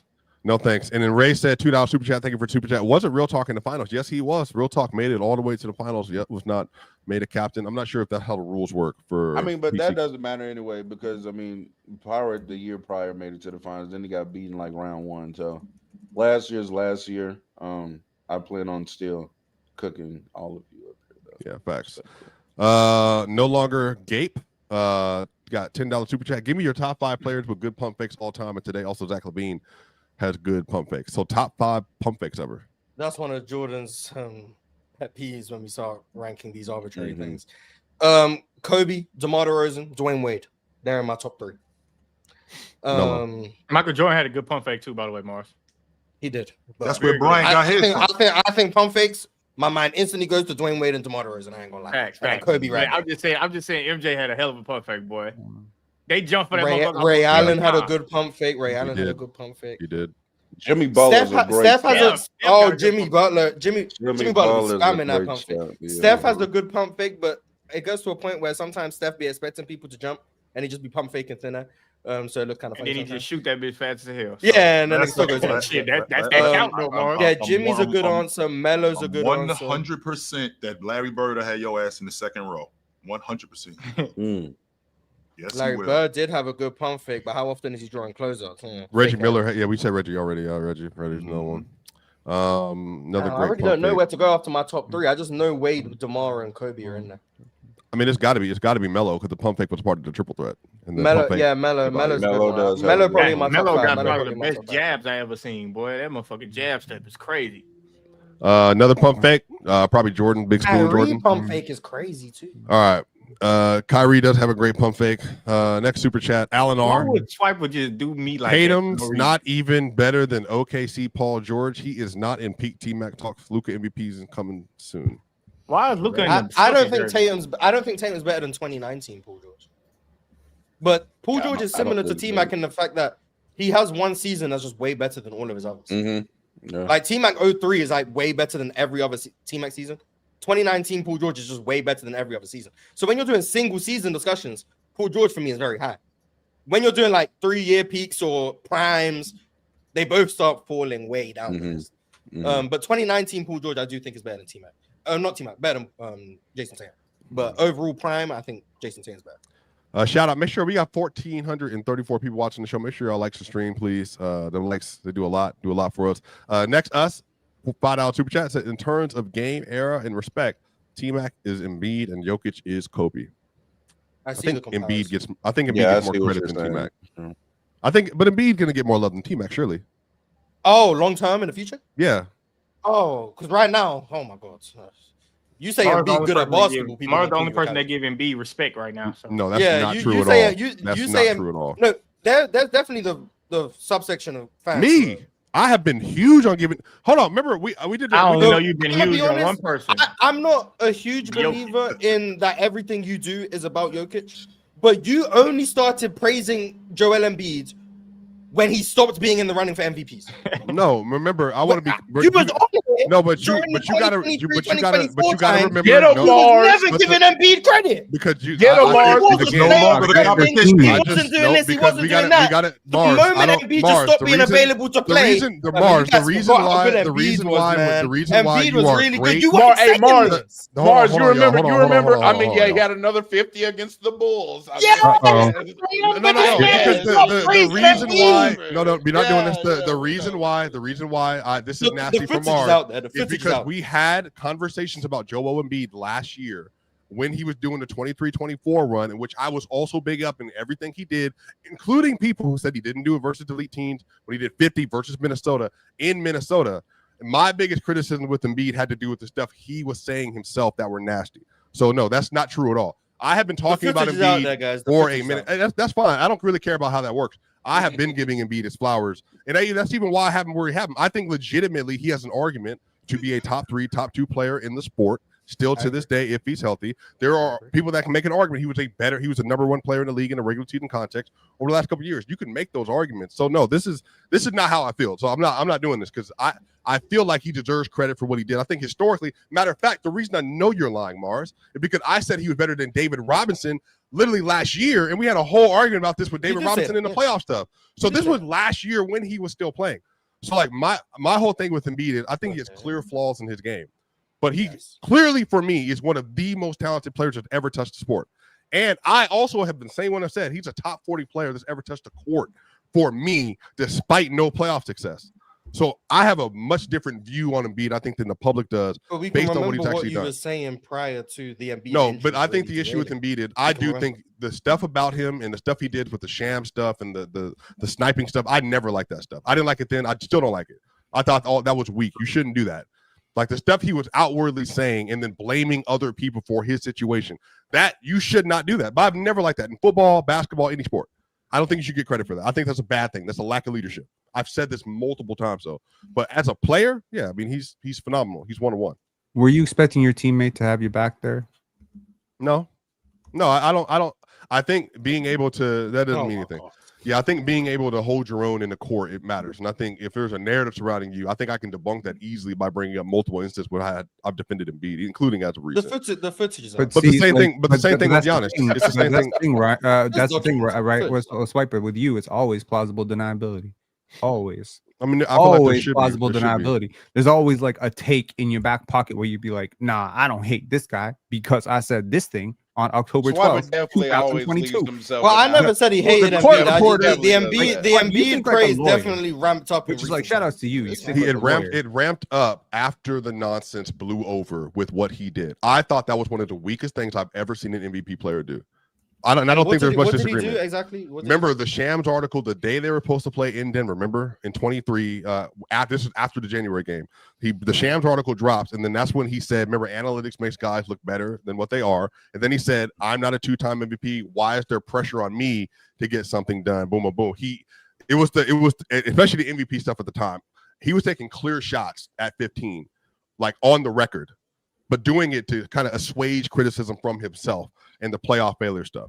So I then at the time said that was soft online by Embiid to do, because you just don't do that. Because remember, and then Mars, you brought this up. The only time he's ever ducked in Denver was that one time. Remember, he played versus the Warriors on Friday. And then after the game said to Draymond, you said Jokic is the best player you played against since LeBron. Is that still the same? Right after they lost. And then he missed the game in Denver and then played the very next game. The very next game after that. So, yeah. Which he shouldn't have played, by the way. And he ended up I thought that was mad weak. Yeah, I thought that was weak. I thought the whole era of that was weak. But that doesn't take away from him as a basketball player. All right. Okay. So now we also have comments of the week. So top 5 comments of the week. Let's see here. So you can get everybody else on the screen. Cool. First comment of the week is we got 21 Savage. Are you trying to figure out how to? What's going on? I'm trying to figure out how to move, like, see. Yeah, trying to move it over to the sides. Yeah, it doesn't matter. I don't have control, so I can't help you. So. Mars, you want to read this one? We break these up. Oh my god, I can read it. Praise Kai said, "Only on Earth will people get criticized and disrespected for intellectualization. We're actually being told that breaking down the game of basketball to a level that can be digested in simpler form is stupid and that the nerds are bullying the real ball knowers. At this point, we're just advocating for ignorance, having 60-minute conversations about a man's mentality when you don't know that man, calling him soft, and even going as far to make an analogy about him asking another man to F his girl is perfectly fine basketball discourse for the real ball knowers. But people like Penn, who enjoy the nuance and exploring the complexities of the sport, which do exist, are somehow the ones destroying basketball culture. Funny how that This was directed at me. So guess what I'm gonna say? Once again, we got the nerds trying to bully the motherfuckers that know about ball with this bullshit ass, empathy ass speech he rewriting about. Empathy speech. Bullshit ass speech. Man, I don't give a shit. I said what I said. It is what it is. I can talk the ball you want to talk. We can talk X's and O's. No, you know what the problem is? When we start talking X's and O's, that's when motherfuckers like you stop talking. That's when you be quiet because you don't know that. You just know, well, the numbers say this. What the numbers say that. What the numbers say this. Here's the thing. Whatever. Yeah, I said what I said, and I'm when did this happen, Penn? What did I miss? When did I wasn't on this happened on the LeBron episode. It doesn't matter. It doesn't really matter. So he says something about really good point. Homeboy can. That's what he's referring to. Like, here's the thing. Jordan made an advocation that LeBron quit. In the finals in 2007. Then he furthered that up by saying Kyrie basically finished the job for him in 17. And look, I get what you're saying, and the crazy thing is, this comment is attempting to say that I have a point in wanting to know about the nuance and exploring the complexities of the sport. So I'll smooth this over by telling you, if you want to learn more about the nuances and complexities of the sport, you should go check out Drenchman Sports. That's exactly what I'm saying. That people just like to just talk because you assume because I talk basketball. This is why I said what I said. Because you assume because I talk basketball in a different language that don't nerdify the game, you assume I'm ignorant about the game. But I'm gonna let you keep assuming that and tell you I don't give a shit about this bullshit ass paragraph you wrote about, oh, you talk about a man's mentality. Mentality has a lot to do with basketball. So take this bullshit ass comment. It ain't no comment of the week. This and by the way, Jordan. And by the way, Jordan, if I'm not mistaken, if you watch basketball, to this guy's point, can't you see if a guy is with the drama and if he ain't with it? Come on, that's the part they don't factor in. I don't need to know you personally to see Chris Webber didn't want nothing to do with that game 7. I don't even know him personally. That Chris Webber took $250,000 he owed. I can see that he didn't want to be there. I can see that John Starks when he was on the free throw line when they was playing against the Knicks, when they was playing against Indiana in 1985, when Reggie Miller hit them 2 shots. He did not want to be on that free throw line. He was somewhere else. I don't even know him to see that. Right. So I would like to just kind of more so address directly the comment though. I do think it's a combination of everything, right? It's a combination of statistics, analytics, but it's also a combination of, you know, do you understand what you're watching? Are you able to get into like Jordan said? I mean, mentality is a big part of not just basketball, but number one, life in general, and definitely sports.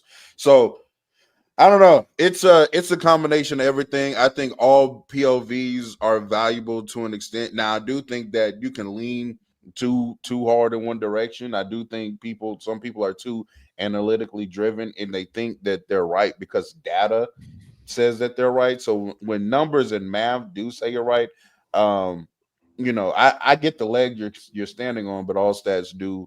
You have to apply context to them as always. But I do think if you don't use them at all and everything you do is just all feel and, you know, you don't have any tangible evidence behind it, then, I mean, I think that's inaccurate as well. So I think it's just a combination of the two. But I do think you can lean too far in either direction. Yeah, and I also think you should judge somebody based on the way that they speak of the game. This is where this is what I'm talking about. Like, this is, I don't know, people keep saying you're not addressing the super chat. Yeah, because I am addressing the super chat, how I ordered the comment of the week, how I want to address it.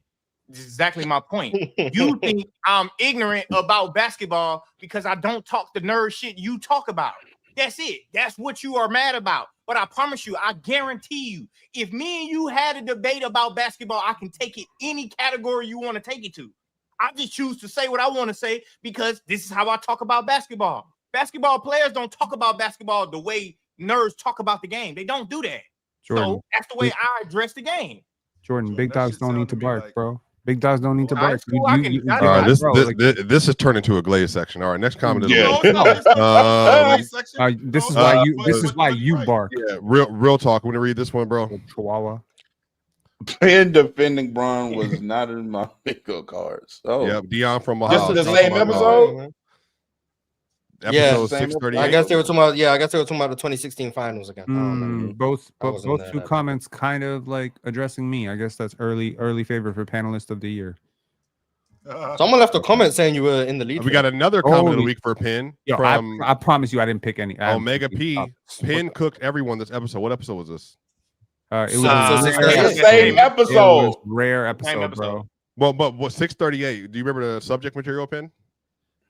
No, I've been cooking for 2 months. Let's go on YouTube and see the title. There's been a lot. There's been a lot of cooking and barbecue chicken, and I can't keep track of all the barbecues I've been going to, bro. I really don't know. Do you make barbecue chicken in real life? For real, yeah, I do. Jerk chicken, barbecue chicken. Yeah. Episode 638 was titled about Eurobasket breakouts, but we know we don't talk about the title. Okay, shouts. Chill, you want to read this one? It's from Medved 4030. Said you guys have missed one important thing in this entire saga. If you read carefully the subsequent statement released by the Clippers organization, which Swiper read out, they specifically said the Clippers and Steve Ballmer were not involved in any endorsement deal Kawhi had with Aspirations. Ballmer is trying to distance himself and the Clippers from this scandal. It appears as though Ballmer is throwing Kawhi under the bus to save his own ass. Shout out to Medved. He comes from our community, so shout outs to him. I've been knowing Medved. Are you for going to talk about the recent update? And sorry, He's actually Serbian, so that's our community. And number two, he comes from Qatar basketball. I don't know why you got all question. sassy about it. I'm not No flustering. Look, Pin. Now, are you gonna tell him, or I'm gonna tell him about the new update about that $1.99 million? I'll tell him. You know what's funny? Really quickly, Pin. You know what's funny, Swiper? It's funny that what happens when you give somebody something, because this is what Pablo is doing. Pablo isn't giving you everything. He's giving you a little bit. Then you say something, and he goes, "All right, what about this?" Then you say something else. What about this? That's all Pablo's doing right now. He ain't giving you all of it. No. Absolutely not. Go ahead, Pin. I'm sorry. Yeah. So basically, the aspiration team was in very big financial trouble. They'd fired over 20% of their staff. They were defaulting on loans everywhere. So Kawhi's payment was late, and suddenly there was this random investment for I think 1.99 million or 1.2 million. Yeah. By the way. Yes, exactly. And so what a lot of people don't know is that Steve Ballmer has he has a partner. A bestie. A bestie. Me and real talk. A former roommate from Harvard. Yep. So that was right? me. What the? I'm talking about money. Well, I'm talking about because we're on and his name is Dennis. Together. His name is Dennis, but it's not Uncle Dennis. It's Dennis Lee. Yep. And it just so happens that as Kawhi, his date kept getting pushed up. So Uncle Dennis, the original Dennis, was very upset by why Kawhi had not been paid for his no-show deal. And so Dennis Lee randomly invests in this failing company for very, very little. Oh, hell no. Yes, sir. Ron looked like he was in a goddamn microwave. And he pays them exactly $2 million pretty much, which is exactly what they owed Kawhi. A little bit more than what they owed Kawhi. So first of all, it's a smoking gun. There has been all this talk about there has been an absence of a smoking gun in this entire saga. There's nothing. And believe me, I'm hip to this. Like I broke this down like days before, the new details about what else Kawhi asked for. I came up here and I cooked up on that episode and I said, this is what's going to happen. This is huge. This is major news. It's going to change the league. And then I did 3 episodes on my own channel breaking down all the lies.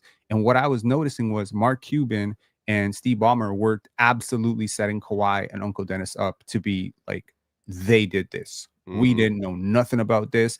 They went independently over our head. Exactly. But chill.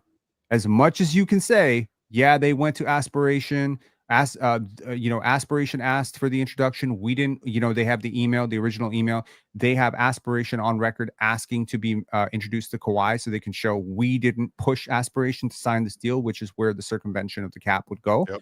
The problem here is, without this $2 million smoking gun, you could see a world in which the Clippers could get away with this. Yep. They could just plead ignorance and say, hey, listen, Aspiration invested in the Clippers. They had a vested interest in Kawhi Leonard staying. So everybody freaking out over this part of their contract, which says Kawhi must remain a Clipper for this deal to remain active. Well, guess what?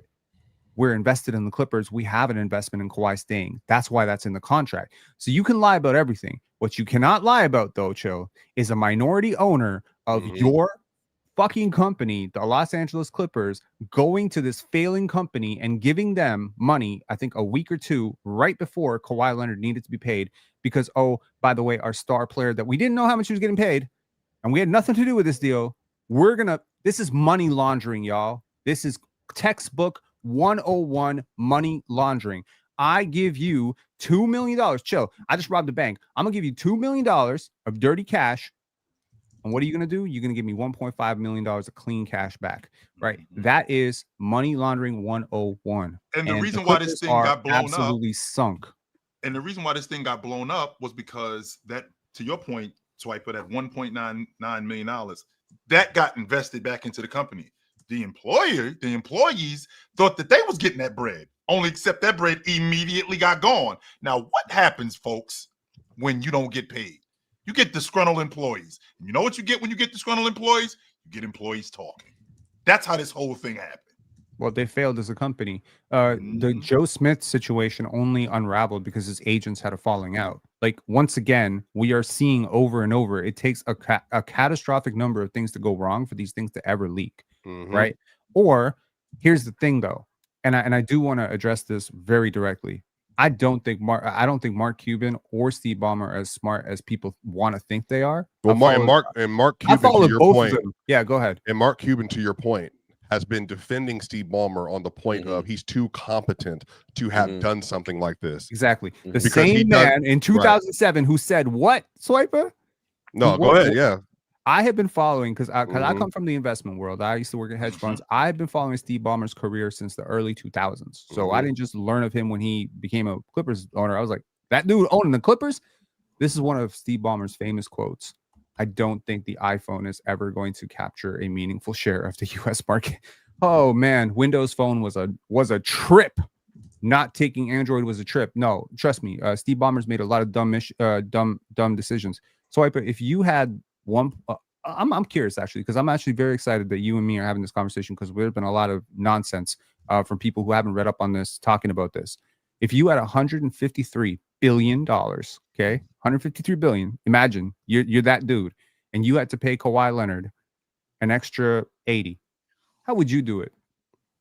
I would not do it directly. I can tell you that much, or do it through a Clippers partner. I wouldn't do it at all through any of that stuff. I would bury $80 million of cash through 15 different lines of separation from which you me. could do, by the way. Which I could easily do. I don't think people understand. Like, bro, yes. like people who don't understand how rich Steve Ballmer is, write out $153 billion on a piece of paper. Now write down your own net worth on a piece of paper and try to do the multiples of how much richer he is than you. He can buy the entire NBA, Joe. He can buy the entire league. Yes, he is so far and above richer than everything else. If anything, this just goes to show y'all how arrogant these people are. That they thought they could get away with. So, and again, this is like a one relationship over. There's a bank statement that Pablo Torres has in the last video showing there's a $1.99 million signature from the minority owners. So anyway, that's that. And then we got one more comment of the week, you all. Is this one also going to be about Penn? No, this episode confirmed that Mars has the highest VORP of the panel. Bro, we were struggling. Well, VORP is a cumulative stat, so actually it's probably hurting my VORP that I've been missing so many days. Man, proof that they don't understand VORP. Yeah.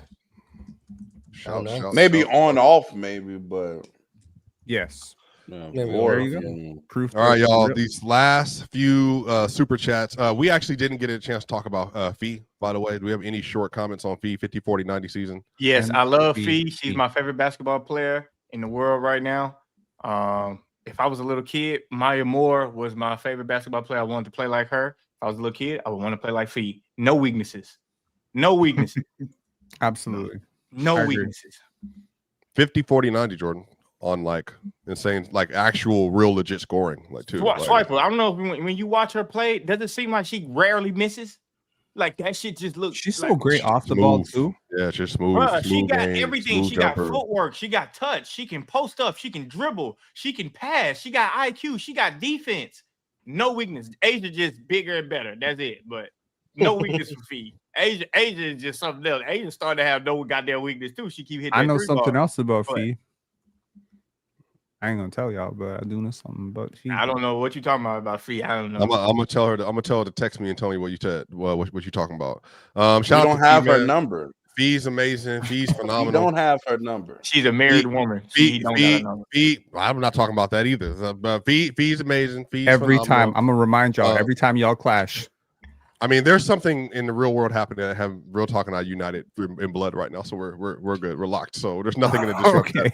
But I'll say that I think that Fee is amazing, and I can't wait. I don't know who's going to win MVP, y'all. I legit don't know. It's probably going to be Asia at this point, but what an MVP battle! No, Asia's winning there. Yeah, but what an MVP battle though! Like, I mean, just I know 4 and 5 years. Fee got hurt. I hate that. Better team, great stats. Come on, man.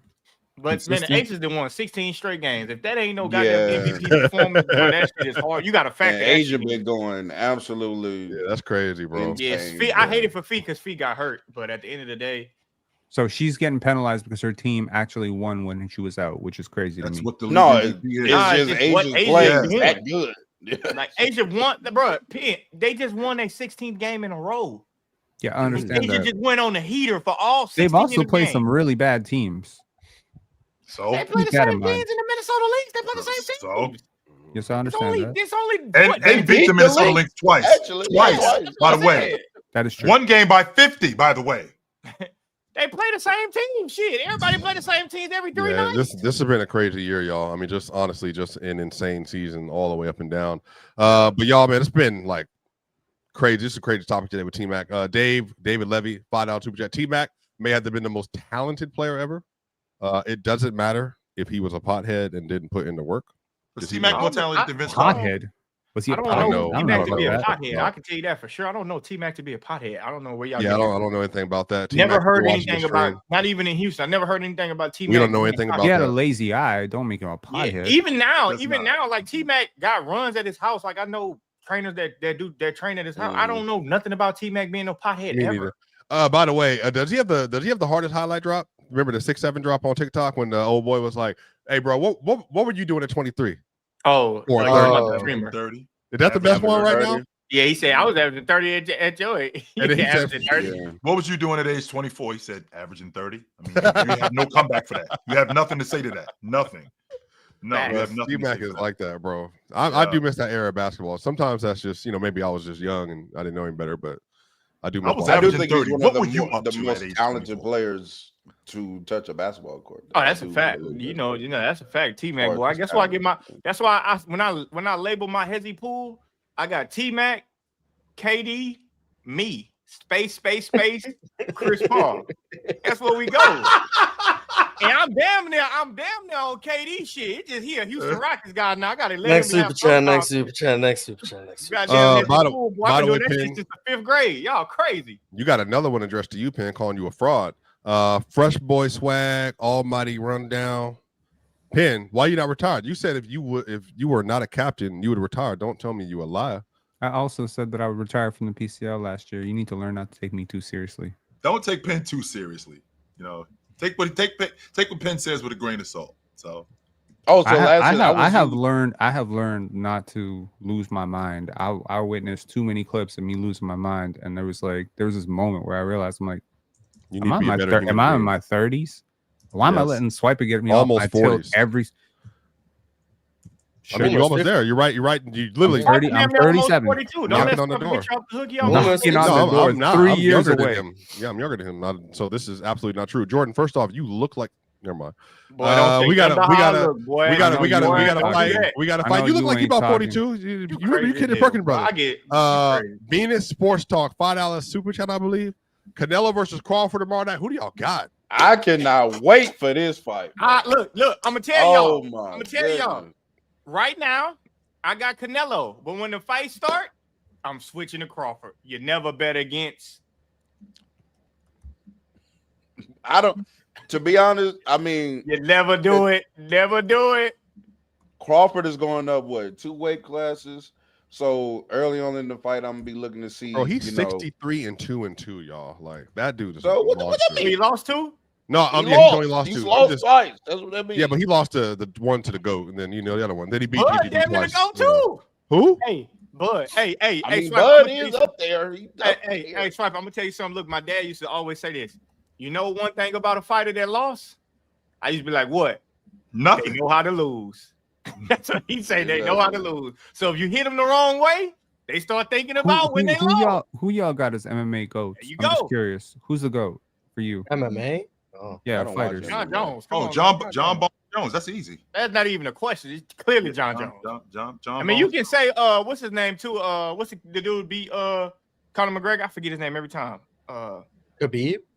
Yeah, Khabib, but he just quit. He just done fighting. But John Jones, I think John Jones would beat him though. But bro, I'm dead ass serious when it comes to John 41 Jones. 0. I'm gonna go with my. I'm gonna go with my Jones, OG. You're not doing I'm gonna nothing go with John Jones, bro. Fedor Emelianenko. That's a deep pull, but that dude was crazy in his. Wait, prime. so He ain't doing nothing with John Jones. Is Crawford getting his first loss tomorrow?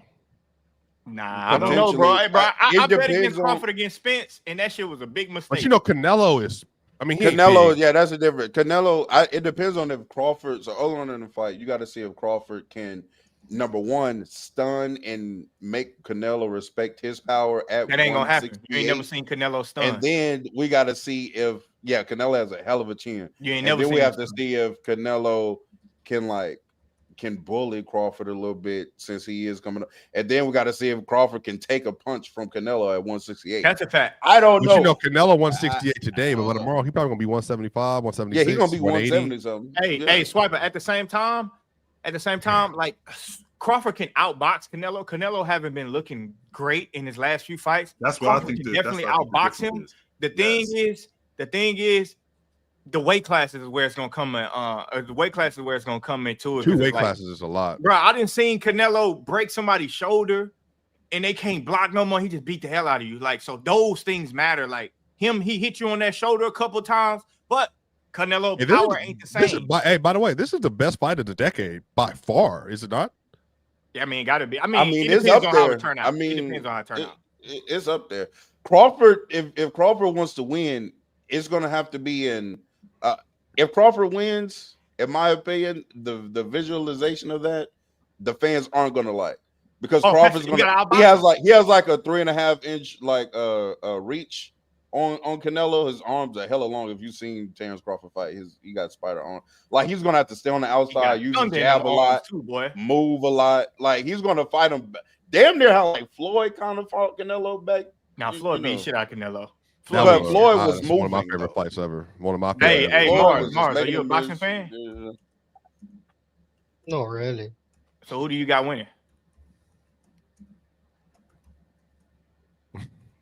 Mars is not a fighter. Look, I do want to see Crawford win for obvious reasons, but I've liked Canelo for a long time too, bro. So I mean, I agree. That's why I said right now I got Canelo, but when my instincts catch in, it's hard to bet against Crawford. I'm telling you, I bet against Crawford against Spence. He beat the shit out of Spence. But you know who I was rooting for multiple runs? I was hoping Wilder was going to get in there all 3 times. I knew Wilder was garbage. That boy, and it's on real Netflix, right? Yeah, it's on Netflix. It's on Netflix, right? Yeah, it's on Netflix. I knew Wilder. Wilder was a one-trick pony, man. One-trick pony. It was a hell of a trick, man. It was a hell of a trick. It is. It was. Hey, if Netflix don't fix that streaming shit, they might as well never pay for a fight again. But last time they put that Jake Paul shit on there, that shit was trash. All right, y'all. That's going to do it for today's episode. We want to thank y'all so much for being here. We will be back. Matter of fact, we got this everything. Yeah, we got everything out. We got all the super chats, all of them. Everything's good. Everything's done. Tomorrow, chill with chill. What time, chill? 12 o'clock Eastern. Yes, sir. 12 o'clock Eastern Standard Time, y'all. We will be back with another great episode. Would we welcome the new members? Tall as heaven. Do we have? Do you want to do that? She's gifting 10 Players Choice memberships. Shout outs to Cheese. Even though you're talking shit about me in the chat, that's all good. I mean, shoot, we got more members. We got Ridge-matic with a membership. Yeah, Penn, you got them all? Okay, cool. I want to make sure we stay on time. You know, Chill got things to do. Got places to go. Going versus Mayweather is a hell of a fight, though. Yeah, okay, I can't wait. We'll see y'all Monday after Crawford stays undefeated. Hey, hold on. Ridge-matic had a members chat. McFraility needs to shut the fuck up talking about Kobe ever. Exactly why we didn't read that one. I mean, there's several layers. Several layers. Exactly why I didn't read some of these. Swiper injects Serbian blood to be one with Jokic. Yo, you don't get to choose which ones you read or not. Shout out. Merry Christmas. Selective reading. Merry Christmas, y'all. Blessings. This is why I'm